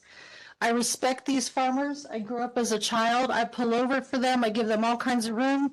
My grandpa was a farmer, and this is totally wrong. I moved in the country with my children 26 years ago. I wanted to live in the country. I wanted to have combines and fields around me and to be able to look out and about and not look at solar power or windmills or whatever wheels that we just found out about a few days, or at least I got a letter just a few days ago. It's pathetic. It lets off radiation. It contaminates the water with arsenic, lead, other chemicals I can't even remember all the names for. There's heat that radiates during the night. If they choose to go back against their solar panels, I'm not educated on this. I've just learned in the last couple of days, but we will be stuck with all the mess that's left over. If they decide, the farmers who agree to this, they don't want to do it after 2 years. I know that because I cash rent to a farmer who he cash rents the small amount behind us. And I texted myself and asked him if this was true. And it is true. He went against all of us. Like they said, we had no warning at all. There was no public meetings. People just did things hidden behind our back. And now I found out that the land to my left, to my right, and behind me, my 5 acres has the potential to be surrounded by solar panels or windmills. I don't want that. Why can't they put it where there's already factories that are breaking down? I mean, we have good crops around here. We've had farmers here for hundreds of years. It belongs to us, and people need to speak up and fight for what we want. I also would like to address something that I found out today, that on 100 North of Marion in the country, there is I think it was 4 acres sold for $200,000. There's a shed on there. There is containers on there, and it is owned by China. So this is not conspiracy. Open up your eyes and look around, because we're being taken over. Thank you.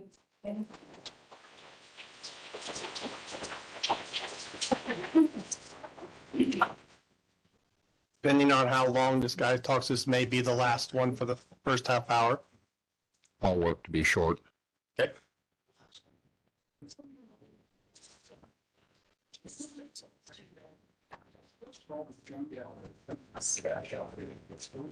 You're excused. Michael Luke, Grant County. A little bit down the road from where the young lady just said 4 acres have been sold recently. I'll say that a lot of new information has probably come to the public's awareness since 2 years ago, when an ordinance was considered, and depending on which version you want to say is the right one, was either passed or recommended. Visibility of sun is medicine when it comes to governance. Putting sunshine on an issue is the best medicine. Not holding something in back rooms in discussions with a few number of people or subjects like this. As of 3 weeks ago, when I took a look in the recorder's records, there were at least 5,000 acres of farm ground that are under lease to solar companies. That's an approximation. That's not accurate. There may be more. I may not have seen everything. I just only went back about 4 years. That's 3 sections, roughly, of ag ground. Maybe 2 3/4, but 3. A significant amount of productive land that would be taken out of production, basically for 50 to 70 years. There are probably about 5 companies, solar companies, that I saw names of associated to those leased acres. Anybody can go up there and look themselves, find out what they are. So visibility and sunshine are the best governance. This morning at the commissioners' meeting, 2 citizens, voters, were here at this microphone and requested of the commissioners a public meeting to hear information, hear opinion, gain information to the commissioners, as well as to obtain information from the commissioners of what the projects are that are out there. Really isn't important. A request was made. The commissioners, I believe it's Mr. Mosley, said we will take that under advisement. I hope since 9:30 or about 10:30 this morning, a decision has been pondered and some information will be forthcoming if they will schedule such a meeting. Thank you very much.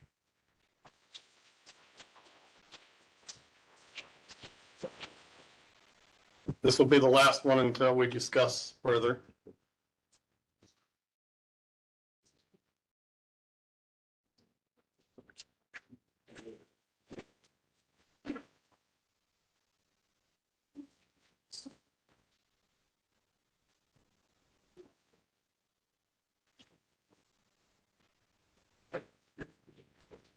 Hello, my name is Brandon Gall. I'm a 3rd generation farmer here in Grant County. And I think as you heard from most of the people speaking, the people of Grant County don't want this. The people of Grant County don't want this because it doesn't benefit the people of Grant County. A great example of that is a farm that my family owns is completely circled by ground that's been signed up for solar programs. And that ground's not owned by people who live in Grant County. It's been bought by carpetbaggers from Delaware County who wanted to invest in the solar program so they could get easy money that way. They don't care about the community. They don't pay into the community. The people who live here don't care. The farmers don't care. The people who benefit from this are the solar companies and people who've inherited ground who don't have anything invested in it, and commissioners apparently. So if you really want to serve your people who've elected you here, you need to oppose this. I hope you do. If you don't, you won't be in office very long, I don't think. I do have handouts here for you that have graciously been provided by Jason White and the anti-solar people. So if I may hand those out.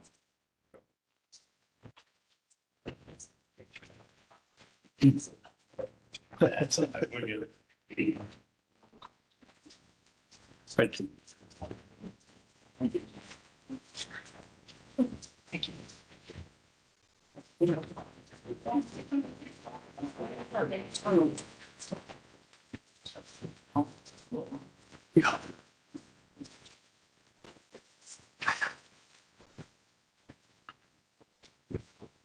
Again, I would ask you to please oppose this.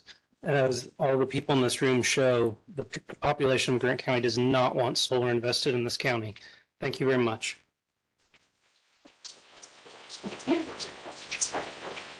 Okay, we hit our half-hour mark. Just a moment. Just a moment. We hit our half-hour mark. I think there may not be, but is there anybody here that is in favor that would like to speak? We want to get due time if necessary. Or anybody here that would be in favor or speak in favor of solar coming to Grant County, or what is on the thing? Is that a hand up? This is four, correct? You come to the podium.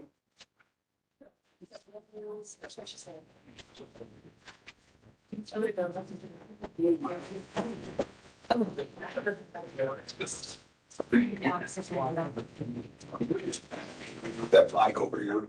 Hold on. Why don't you just stay right here? We'll get a mic down to you.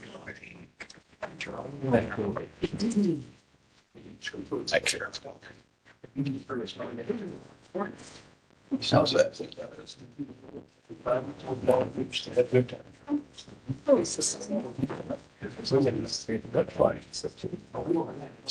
Okay, I'm going to read a letter that my sister-in-law wrote.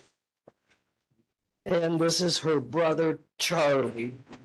My brother and I own family farm in Grant County.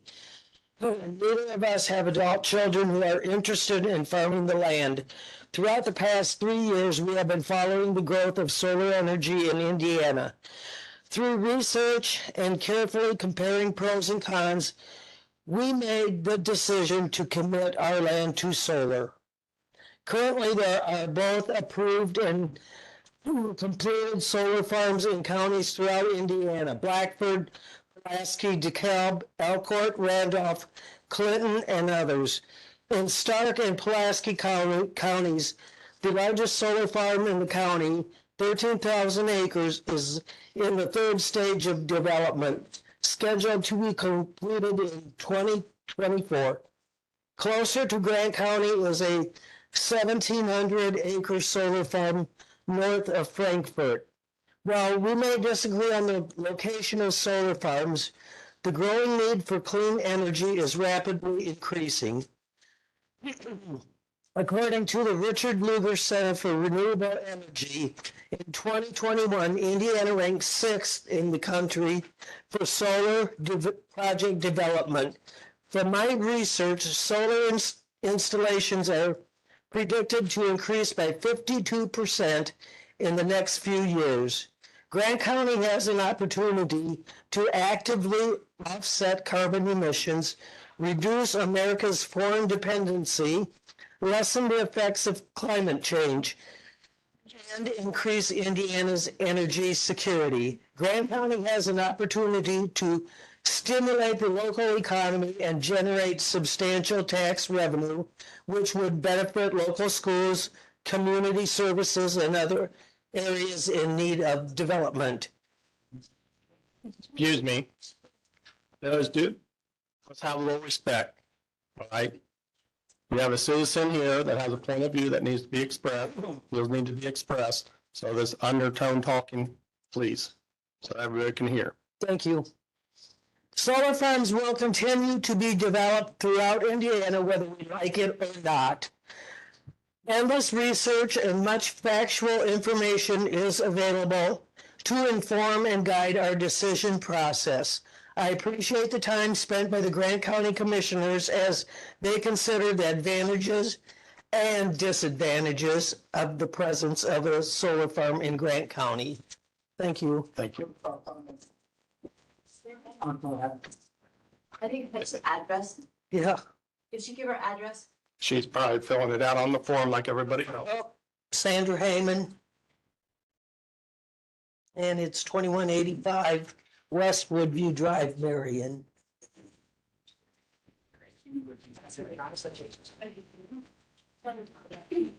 Does the gentleman wish to speak also? Please. Okay.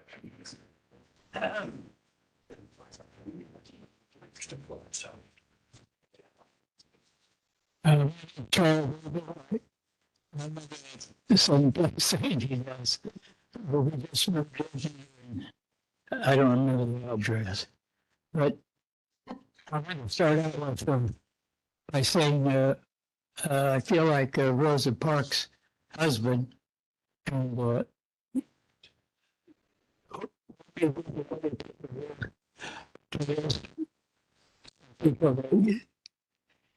what's going on, not in trouble, calm down and what it is, get 3 or 4 different information from it, you'll realize there is good things, there is bad things about solar. We signed a contract on with Apex. We checked on Apex for 6-8 months. We visited some of their places, two of their places. They were kept up like your yard is kept up.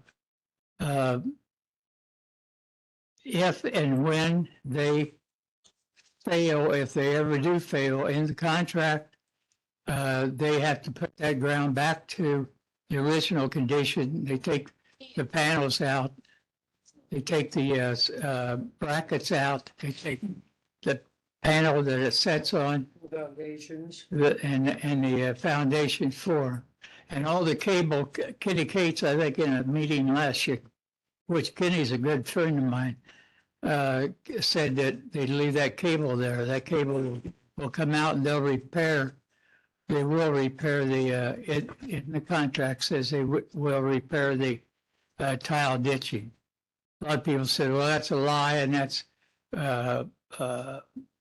they're just writing that down to get you, but they've been up front with us. We had nobody to give our ground to.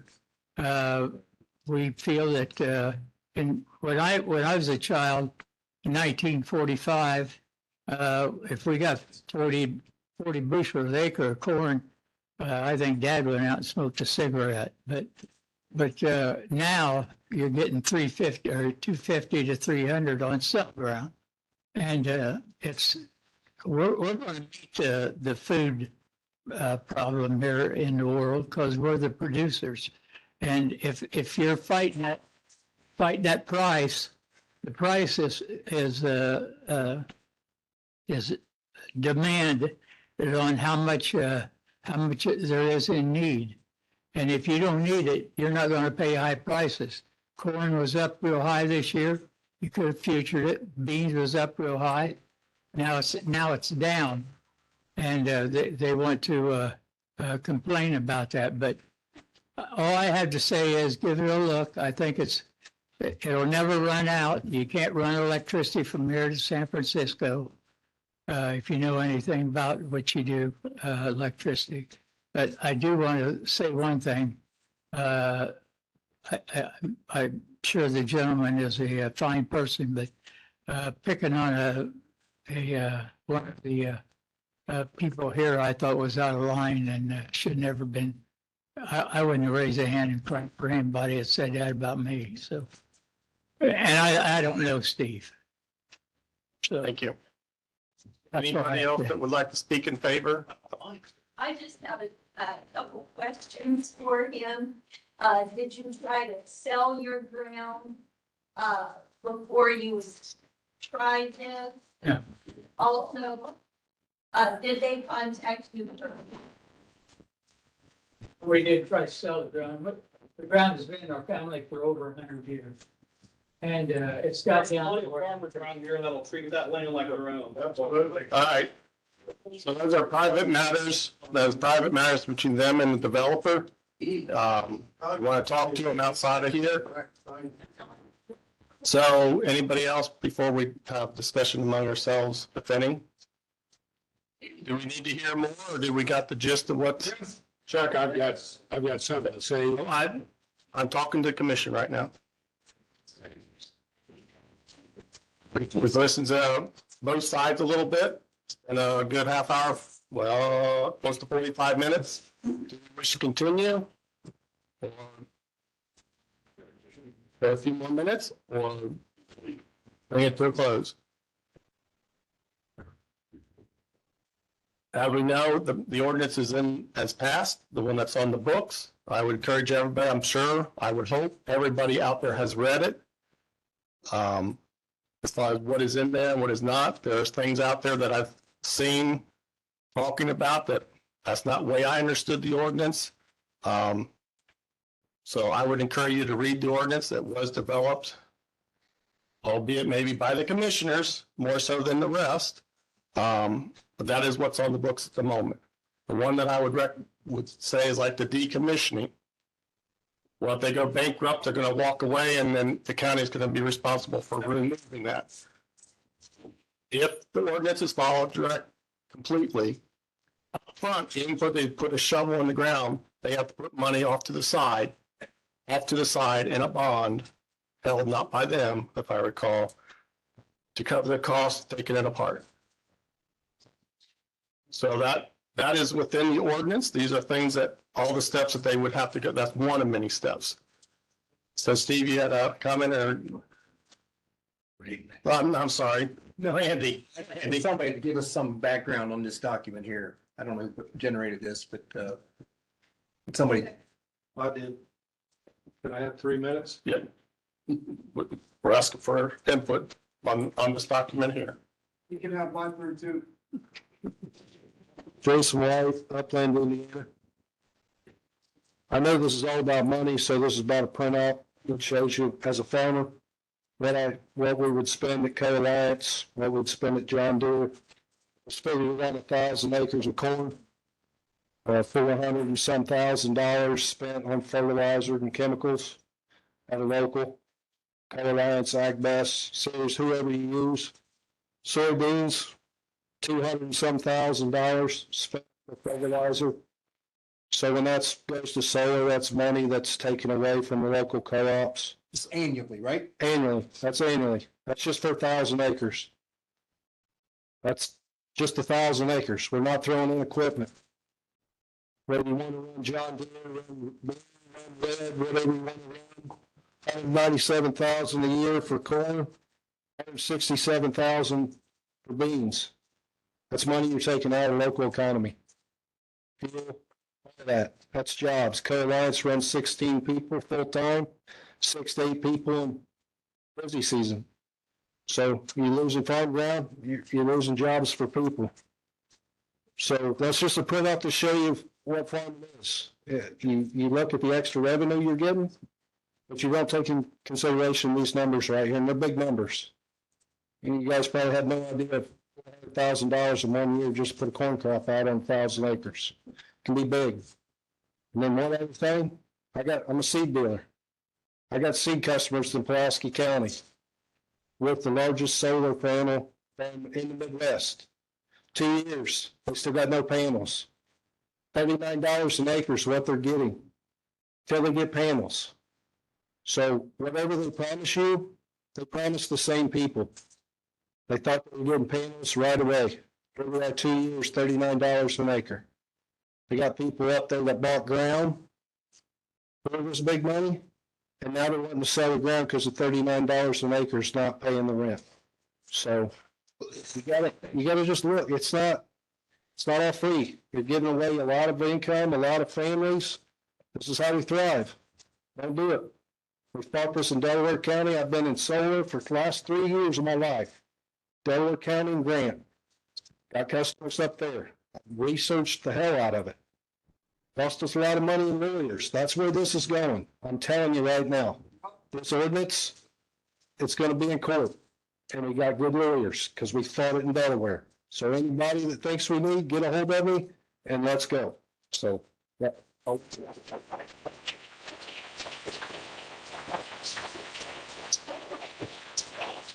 All right, that was in response to a handout. Do you want to continue listening? Yes. I'm talking to commissioners.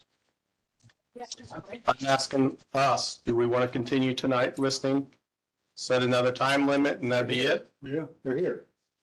Yeah, thank you. We do have a member that has to leave to get to work.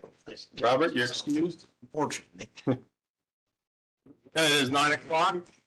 We'll go up to half an hour and then maybe we'll call it quits. Same thing, 3 minutes. Thanks for coming, Robert. My name is Mark Severe. I live at 1902 North Roy Avenue in Northern Marion. I just found out about this probably 2 weeks ago, like a lot of people in this room. My wife and I have been trying to buy our property that we currently live in for almost a decade. 3 years ago, we built a house We have close to $500,000 invested in this, and come to find out, a solar farm is going right next to my property. Probably, your ordinance is 300 feet. From my residence, it'll probably be 20 feet, 30 feet into the field. I don't understand why the setbacks are so close. If you guys can answer that, it's way solar friendly. It's not protecting us residents. I know the farmers are mad, but us that are not farmers, we're also losing a lot of money on this. There is no way if that farm goes in, that I'm gonna get what I have into my property. That's all I gotta say. Thank you.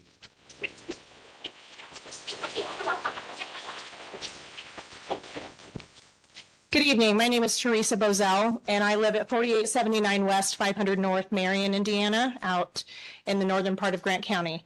I grew up on a farm. My father farmed. He grew up in the Depression, and he worked for every penny that he invested in the farm ground that he purchased. And I was lucky enough to be an heir to that. And I still farmed that ground to this day. I spoke with solar companies this summer. 2 of them came to my property wanting to put solar on our ground. And I was actually very interested in solar because I wanted to know if there was a possibility of using and utilizing that technology to provide a quote green energy, a cheaper energy, a better source of electricity for parts of the farm, if not all of it. And so what I was told, and the contract that they brought for me to sign, and the gentleman that was up here earlier that actually signed a contract, what I was told was completely opposite of what he was told. I had to sign a contract for 30 years. I'm 54 years old. Y'all can do the math. My daughter is 31. She will be 61 years old before that contract expires. I am responsible at the end of that contract. I'm not sure what they were told, but on the contract that they brought for me to sign, I'm responsible. Not them, not the company. I'm responsible for removal of those solar panels and restoration of the ground. Not the company. I have to figure out where and how to get rid of those panels. Would any of you all, or anybody else that lives in the city here, does anybody else want to contract out your front yard or your backyard or your side yard that you own? Do you want to contract that out for someone for 30 years? No, you don't. I can't sell that property. My daughter, if I die tomorrow and she inherits that ground, she lives in Indianapolis. She can't sell that property either. 45 acres was the minimum. I said, what about, I had a rolling area that we don't really use, about 8 acres. Would they be interested in that? Oh, no. Why can't we put it on tops of buildings on the roofs? Why are we putting it on the farm ground where all of y'all's food, and mine included, and everybody else in this room's food is grown? And not just cattle and hogs and chickens, but all of the food that we consume is grown in the ground. All of it is. And you all know that. And so every farmer in here has many buildings. You all have buildings. Why are we not putting solar panels on the top of the roofs? I also own property out in Arizona. Arizona has 360 days of sunshine in the area where I live or have a place out there. You don't see solar farms out in Arizona. We don't have that many days of sunshine here in Indiana. Why are we using the prime farm ground in the Midwest to put solar panels on supposedly for green energy? Why are we not putting it on the roof of the building? You know what his answer was? Well, because we can't promise the integrity of that structure. Do y'all think your homes are going to be here in 30 years? Did you build a home recently in the last 5-10 years? Chuck, you're building a home down in Tennessee. Do you think that home will be there in 30 years? I sure hope so. It should be, yes. Why can't they put solar panels on tops of homes instead of taking up farm ground or your front yard or your backyard? Well, if you couldn't sell your property here in Sweetser because you had solar panels on that property, and Jordan was forced to own that property for the rest of her adult life. My grandchildren will be 33 years old in 30 years if I sign a contract with them. What about y'all's grandchildren? How old are they going to be in 30 years when that contract is up? Do you want to sign all of your homes over? And no one in your family, you can't sell it, your children can't sell it, and your grandchildren can't sell it. because somebody else technically owns it. That's what's happening with solar that they're not telling you. I'm pretty sure Sarah doesn't want to have to be sucked into having to maintain your property either for the next 30 years or her children. Thank you.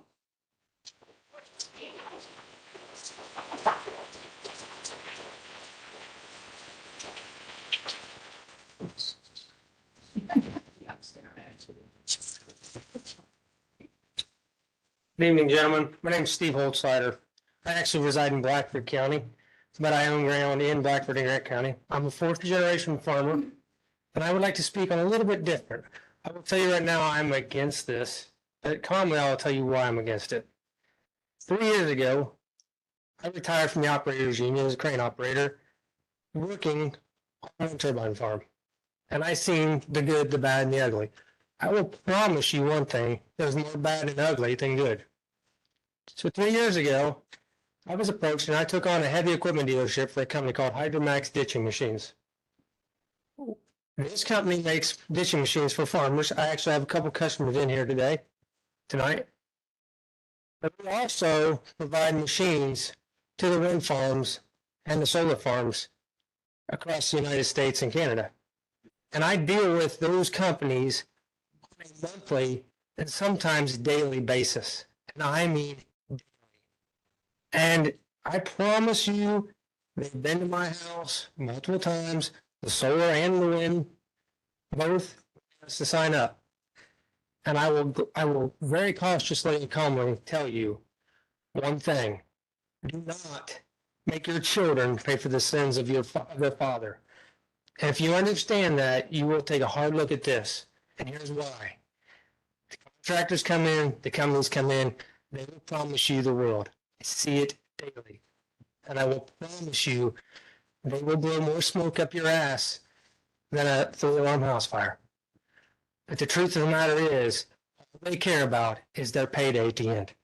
Because it's government subsidized, and what they want is their end payment. Okay?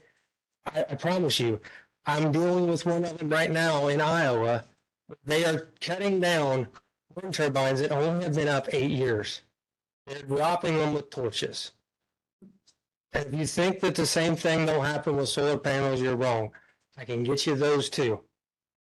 This is not something that I, as a heavy equipment dealership, enjoy dealing with. It's a necessity evil. I wish I didn't have to deal with them, but I do. But I can tell you right now, you don't want this in your backyard.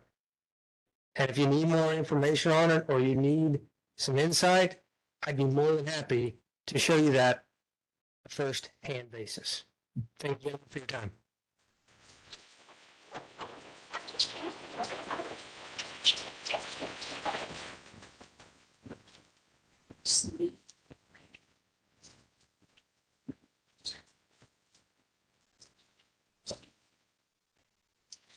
Linda Morgan, I'm from Upland. I think having solar is a good thing, but what I'm finding out is that those companies go bankrupt real quick. I had solar installed on my farm just for personal use, and it worked about a week. And then the company went bankrupt, and it's almost 2 years that I've been trying to have solar working on my farm. So, you know, the companies are looking at the money, subsidies that everybody's talked about. And that's going to dry up. It's not out there forever. The government's already so far extended. But I just wanted to make everyone aware that yes, in a few years, all this promise might not actually happen. Okay.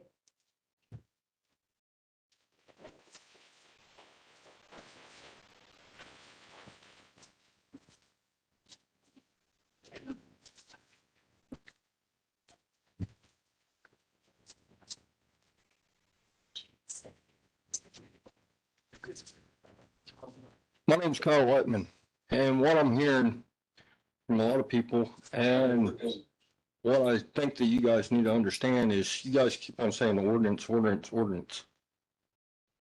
You can't eat solar, but you can eat them crops, and you can eat the stuff that's coming from them crops. At the end of the day, this ordinance, we need to think about it. We've had companies coming in, we've had people, countries coming in, buying up farmlands, buying up stuff. Let's change that. I'm pretty sure a lot of people here want the ground. Pretty sure a lot of people here will take care of it the way that it's supposed to. It isn't going to be these people taking care of solars.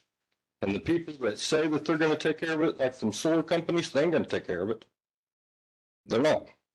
They're going to be stuck left taking care of the mess. And it isn't going to be even you guys.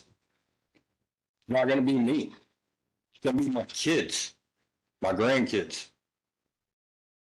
Think about that at the end of the day.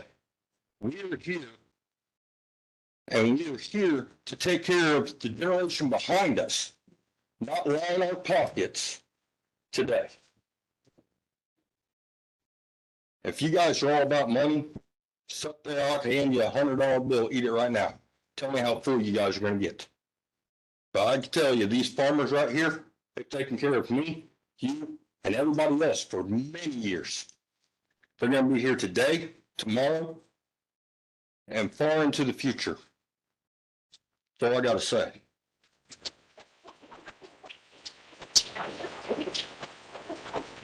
Hi, my name is Derek. My wife, Annabelle, and I are kind of new to town.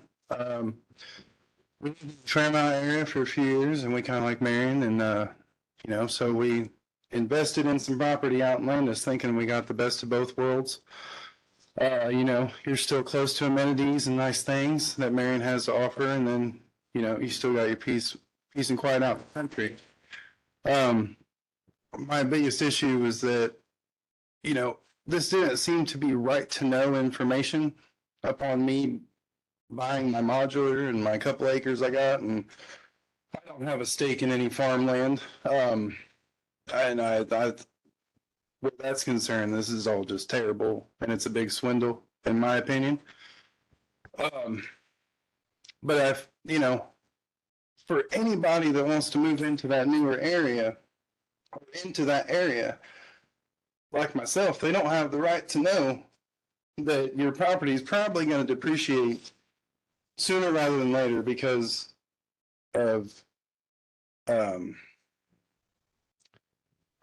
because of the solar farms that are coming. So I mean, we have a lot invested, and right now it's like I feel like we kind of just got the big boot. Like, I've invested a lot just in my small amount of land and home, a lot. And I think it's also very ironic that our property taxes have been raised under the guise that all of our homes and our land and everything is worth more.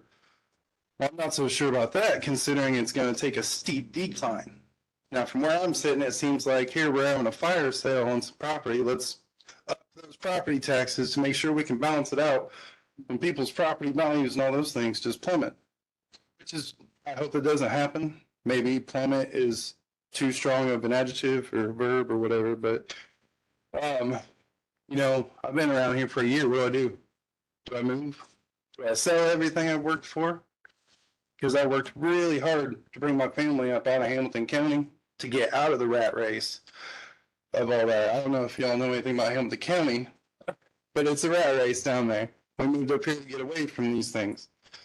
And so it just really stings that it's not considered right to know information for somebody that's going to, I thought about living right there my entire life. Maybe not now. And I'd also I'm not going to ask for an answer from each individual. Maybe it's not even the same people that was here 2 years ago, but do any of these solar, projected places these solar farms are going to be put? I think everyone begs the question, does it affect any of you people here that voted on it? really like, among who voted for it, whose property was butted up right up against it like a bunch of ours. And, it's a shame. It's a real shame. Thank you.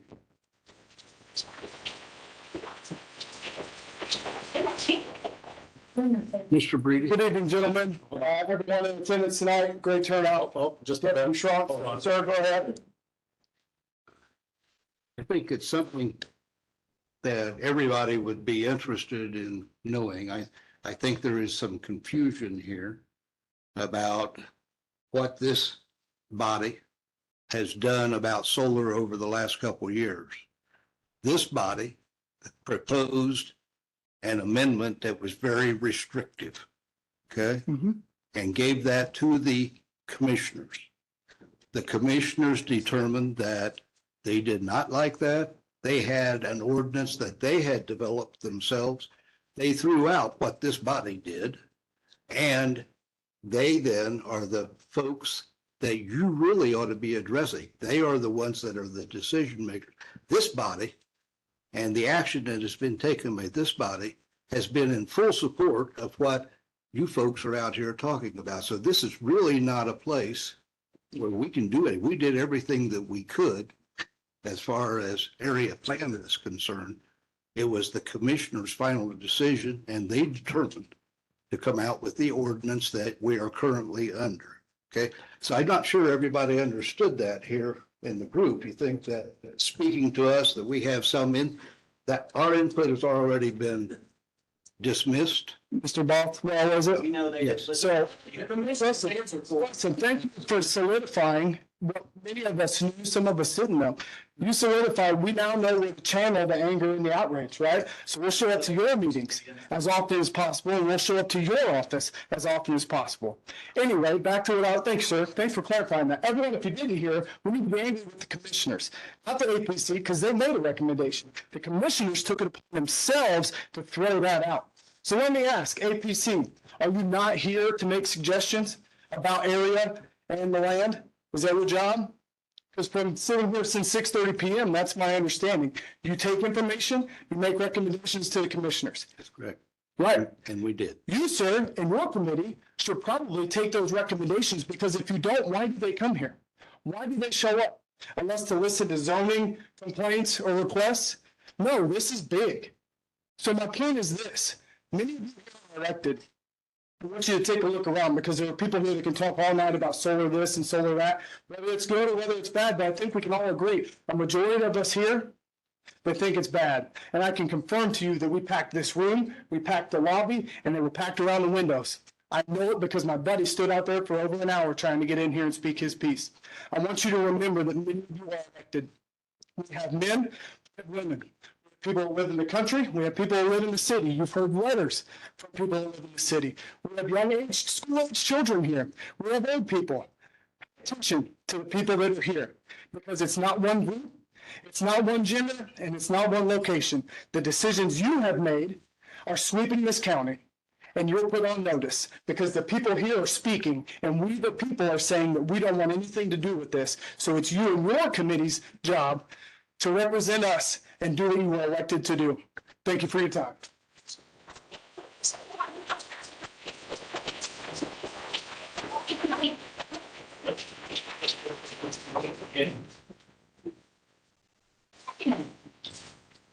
Thanks, Rosa. Ed Hartman, Fairmount, Indiana area. Anything. Now, a couple points just to clarify. Fairmount is my home area. I appreciate that. I love living out in the country, and I don't want to live around solar. And once you open this up, it isn't going to be enough. What's signed up now isn't going to do it. There's going to be more and more and more. And the commissioner's ordinance, draft 4, has no cap, no limit. It's wide open.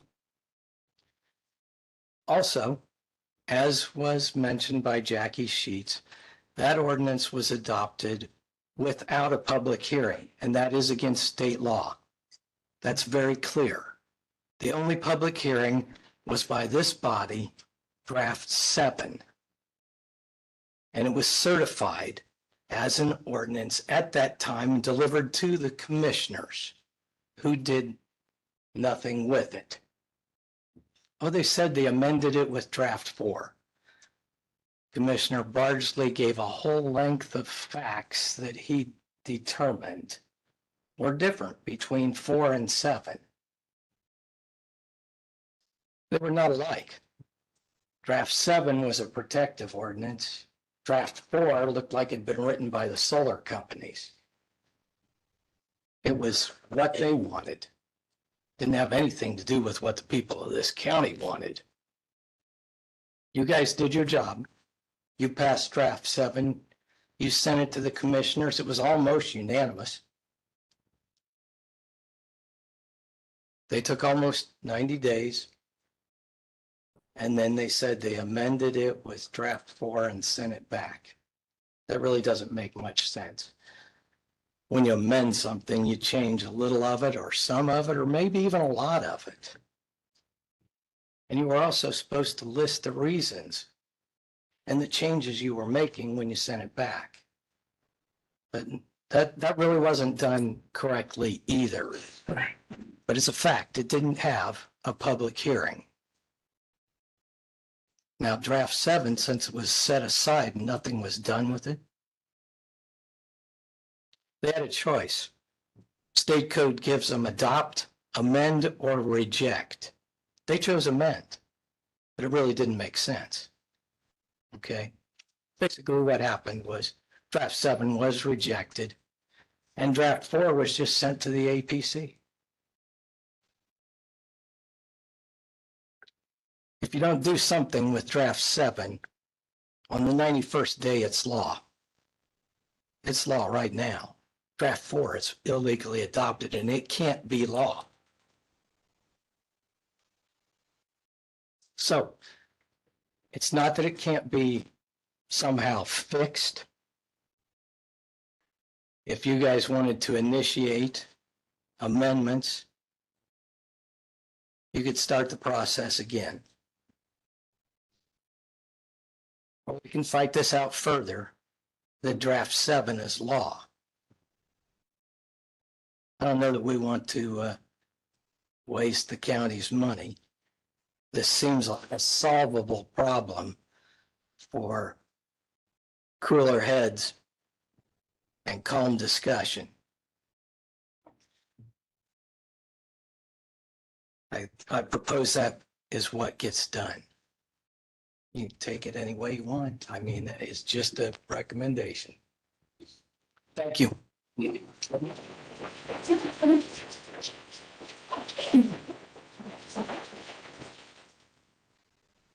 I just got a little audio clip I want to play you guys from a commissioners meeting maybe 2 months ago.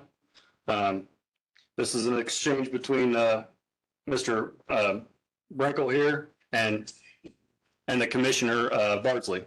And there is some silence, so the silence is important.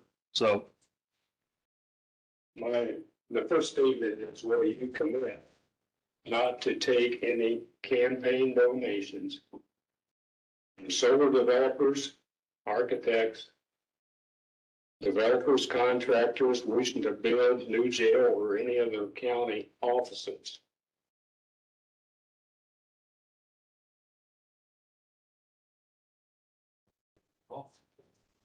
hold on. I mean, it's just a yes or no. I think that's a political question that probably we need to talk with council about before we'd ever make a statement like that. The answer wasn't no. I'll give it to Steve here. Steve actually did give the proper answer and his answer was no. So we do have to give him that. But I just want everybody to know, if anybody's wondering the corruption of the commissioners who are pro solar, that wasn't a no. Being bought.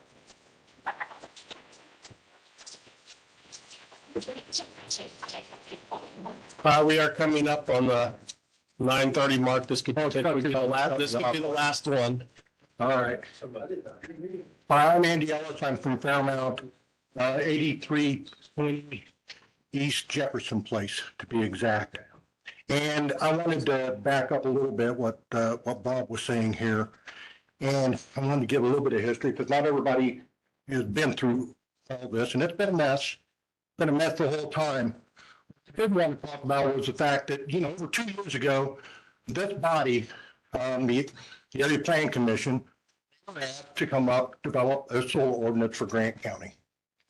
And some of you were here at that time, and some of you were not here at that time. I tried to work within the guidelines of that. We didn't just come in, pound and table and said, no solar. What we tried to do was the public came in and the public basically worked with the APC and expressed what their concern was. I mean, everybody had similar concerns, but a little bit from each other. And you had large crowds at the time, and several of the members expressed similar concerns about, inappropriate use of productive farmland. I mean, it's such a shame that we even have to talk about that, but it's obviously not the right place for solar.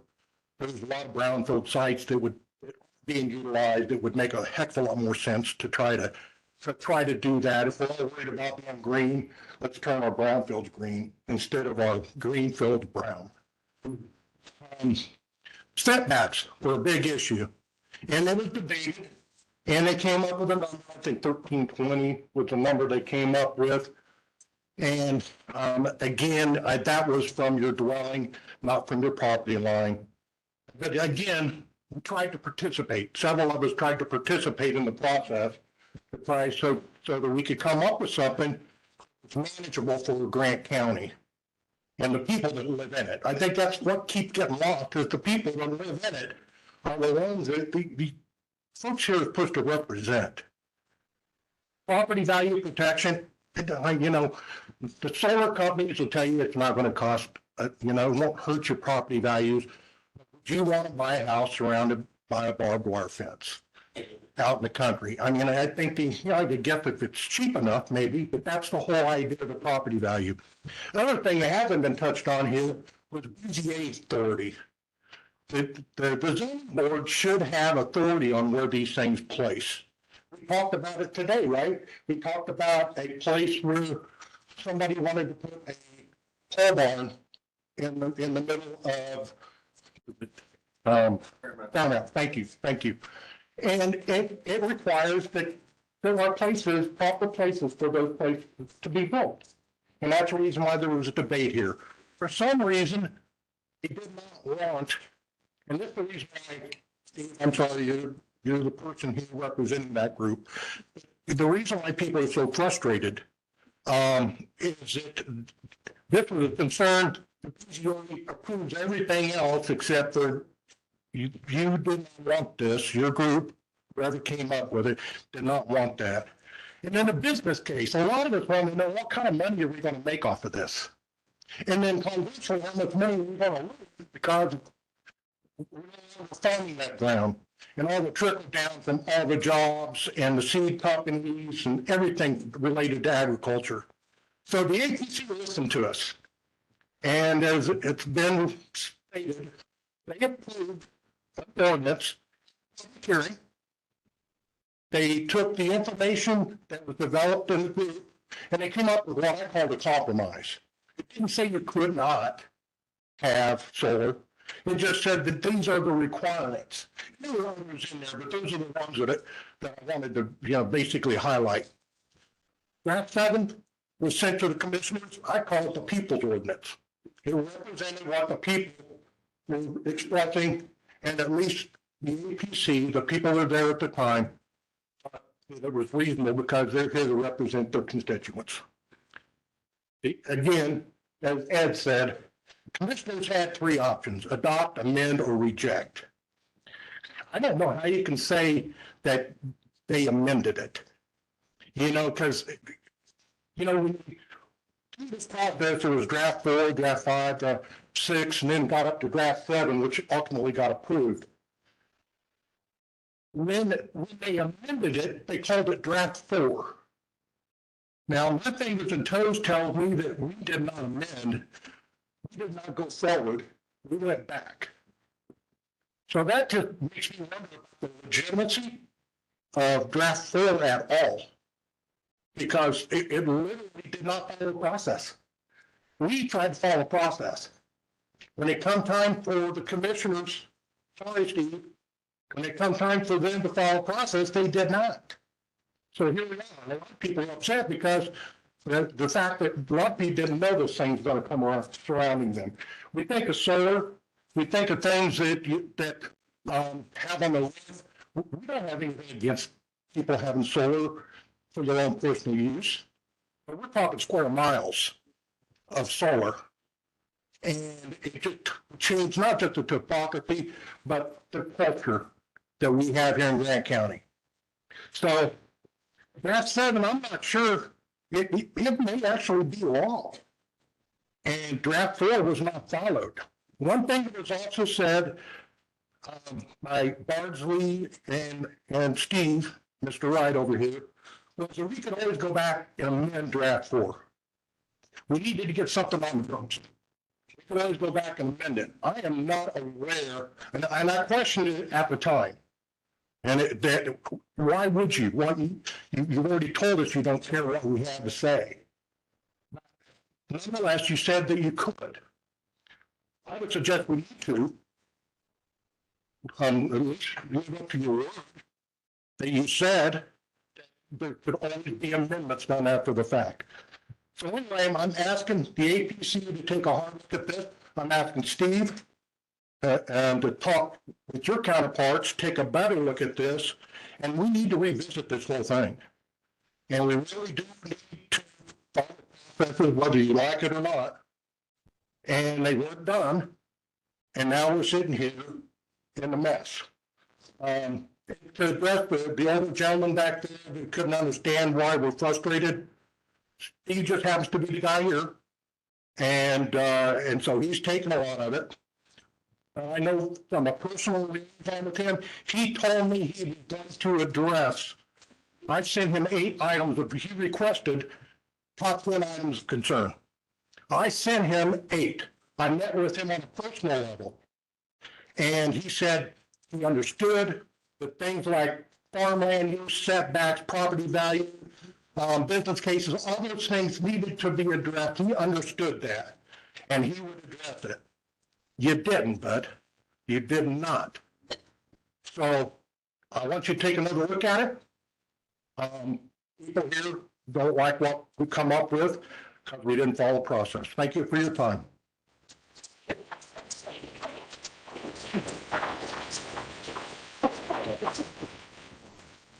I think that we, And I have a minute. 1 minute? Well, Yes. 1 minute? yeah. You're entitled to 3. I was the one that met with the commissioners this morning, and I asked them if we called a large public meeting, if they would be available to answer questions. That took a while. Mr. Bardsley said, I have to talk to my attorney. Steve Wright said, I think that has to go through the APC.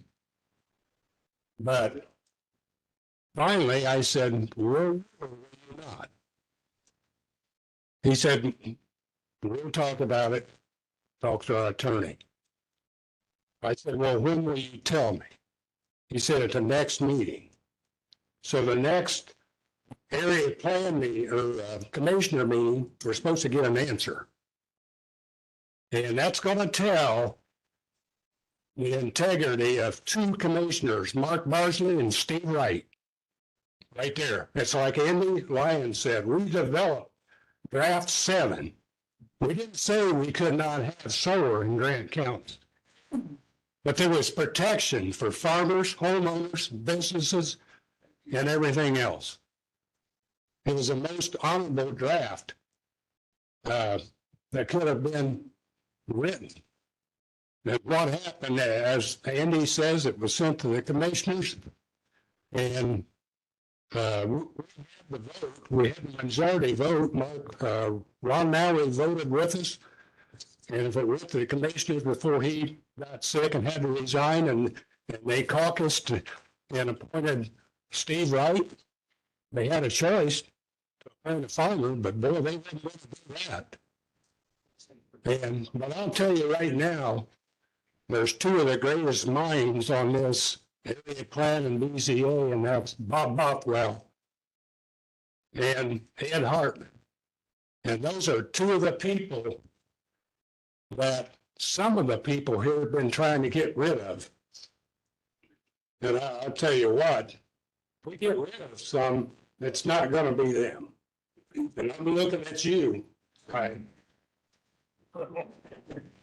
But anyway, we'll see what happens, what kind of response we get. And I have one thing to say, including anybody that signs their good, productive farm ground to solar has two apologies to make, to God and to their neighbors.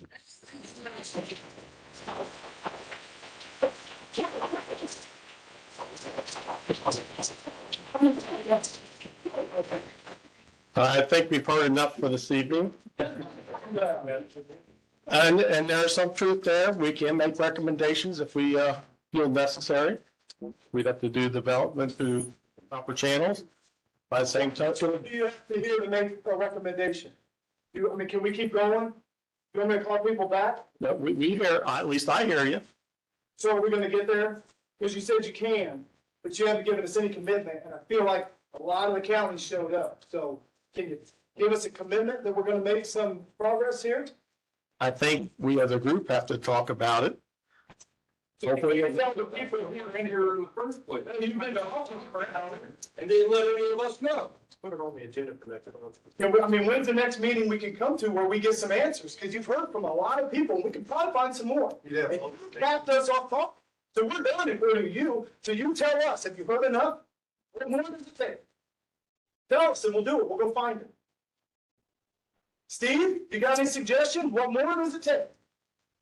What suggestions? I'm sorry. Been listening. Okay. So we can make movements? I've taken a lot of notes. Uh-huh. Okay. Notes don't make movement, boss. You've been taking notes for years. I mean, I've only been here a little over 2 years. They have, I'm sorry. They have.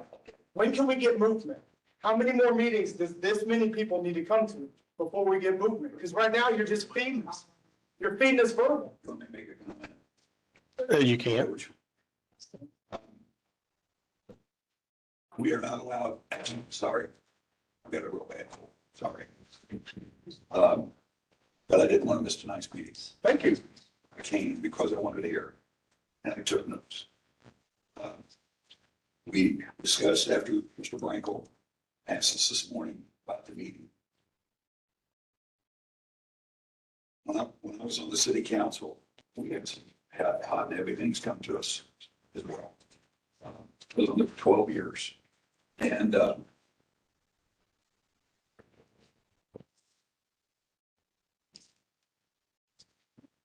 know there's tons of emotions. Oh, sir, I'm not emotional. I just want action. And everyone else here. Steve is trying to talk. Let him speak, please. Okay, I've listened to you guys all night. Just don't misrepresent. Hey, you're really talking. Okay. There's an opportunity. You wanted him to hear from his side? Go ahead, sir. We're not allowed, the three of us, to meet. We can't meet. We did have a quick discussion after the meeting this morning to say, what do we think? I think I'm one of three, okay? I think we would like to have something the end of January, 1st of February. Past the holidays, let everybody get past the holidays and sit down and have this discussion that we wanted to have. But there will be order in the meeting, because we're going to be conducting the meeting.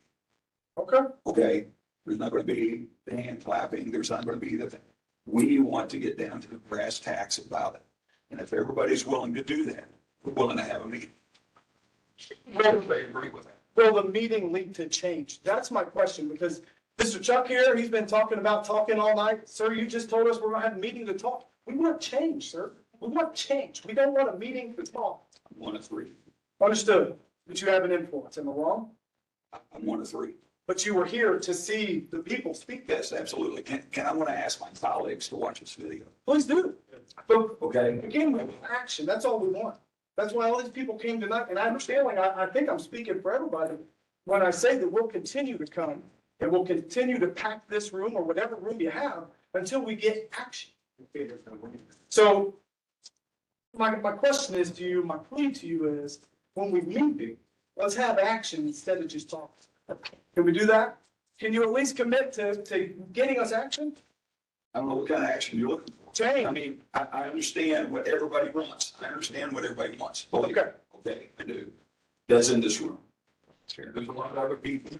The people that were lining the windows and in the lobby. There's a lot of other people. Okay. And I find it very interesting on the responsible people for solar, whatever that Facebook page is, that you listed 8 different pages of plats. So I don't even have a Facebook. Okay, well, listen to what I'm saying. You're one of all these people. Listen, okay, so, okay. In those eight, there's a lot of people that signed up. They're not here tonight. There's one. There's a lot of those people who have some. Represent them just as much. And so while everybody's angry here, and that's what happens, the mob comes out on anger. Did you say mob? Deputy Strauss, how many of us have you removed? Bring me in. All right. I believe Steve is making a good faith effort to get the other commissioners, which sounds like they're gonna at least listen, and whether they hear what you're saying and want to try to recommend changes, or us up here want to put forth maybe some recommendations and see if it goes forward or I not. see the mob in the back, I'm sure. Here's Jerry. Jerry, you were one of. I just like to make a statement. I want to thank everybody for coming out, number one. Number two, Mr. Hartman brought up a very good point this evening that I've wondered from the time all that happened, do we have a legal ordinance or not? We don't. And there's confusion with the county commissioner's lawyer and our lawyer, not Dave, he's new to this, but there was some confusion when that all went down and nobody knew what was legal, and we still don't, it doesn't sound like. I'd like to know, do we have ordinance 7 or do we have ordinance 4? Or do we have nothing? Neither of them. So, commissioners, that's where I'm at.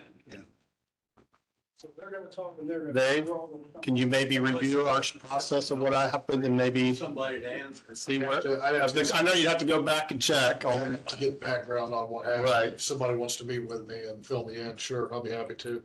And What see needs to if be it's already really been obvious, obvious. Jerry, is the BZA voted unanimously to sue the commissioners because they don't believe that it is legal. And I think that process is in pride. I think they hired an attorney to look into that, and, I don't know what the results of that have been. Nobody's ever, it all just kind of goes into the background. But in answer to your question, and everybody else in here to know, is the BZA has taken exception to the ordinance that has been adopted by the commissioners. And they are charging that it is not legal because there wasn't a public hearing apparently or whatever. And that's being examined by an attorney, an outside attorney.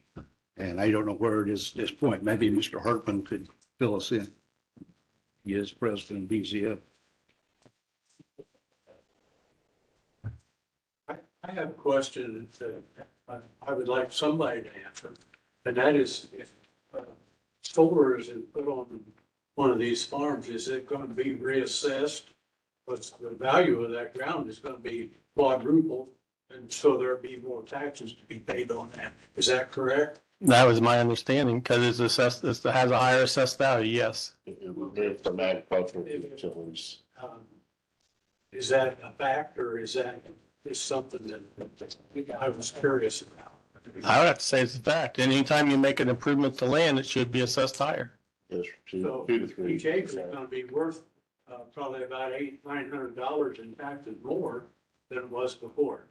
Solar company pays for that. Their contract. It would actually have. That's it, your taxes go up, they pay for it.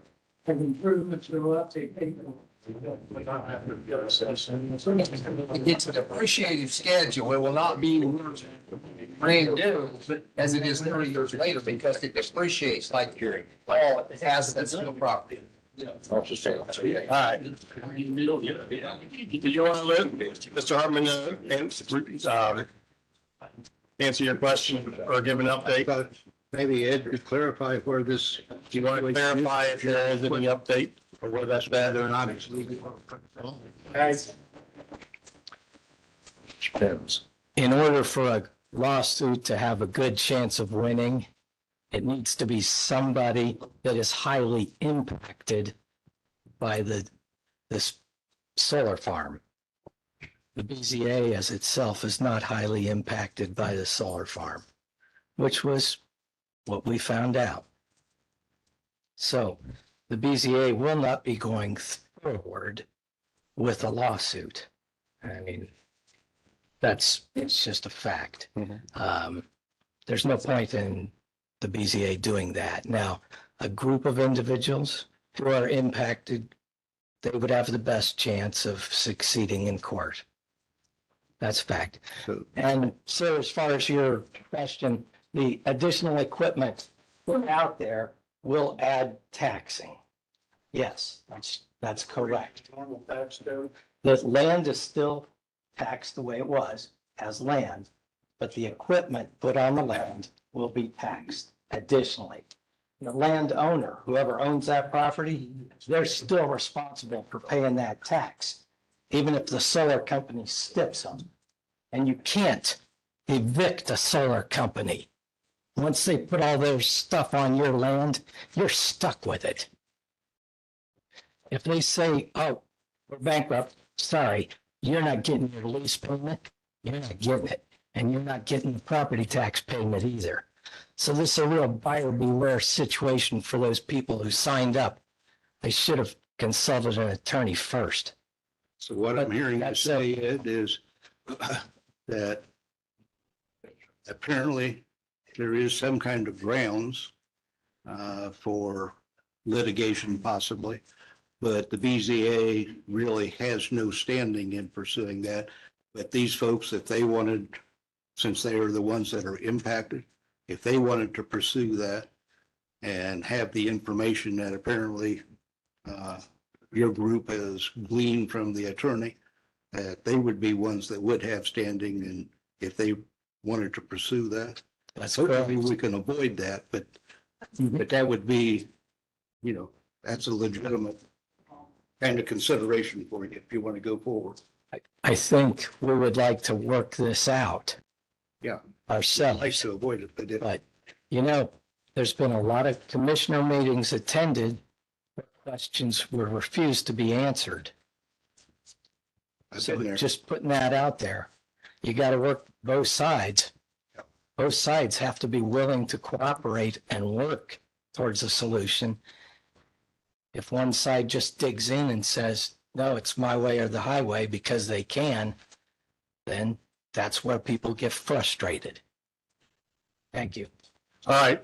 So our next meeting is a planning meeting only for rules and procedures. The only topic of concern, we're shooting for January or December 18th, 6 o'clock. We're going to confirm that date is available for right here. Ryan, you'll get information or email or out for that. Then the next regular scheduled meeting will be January the 8th. Yes.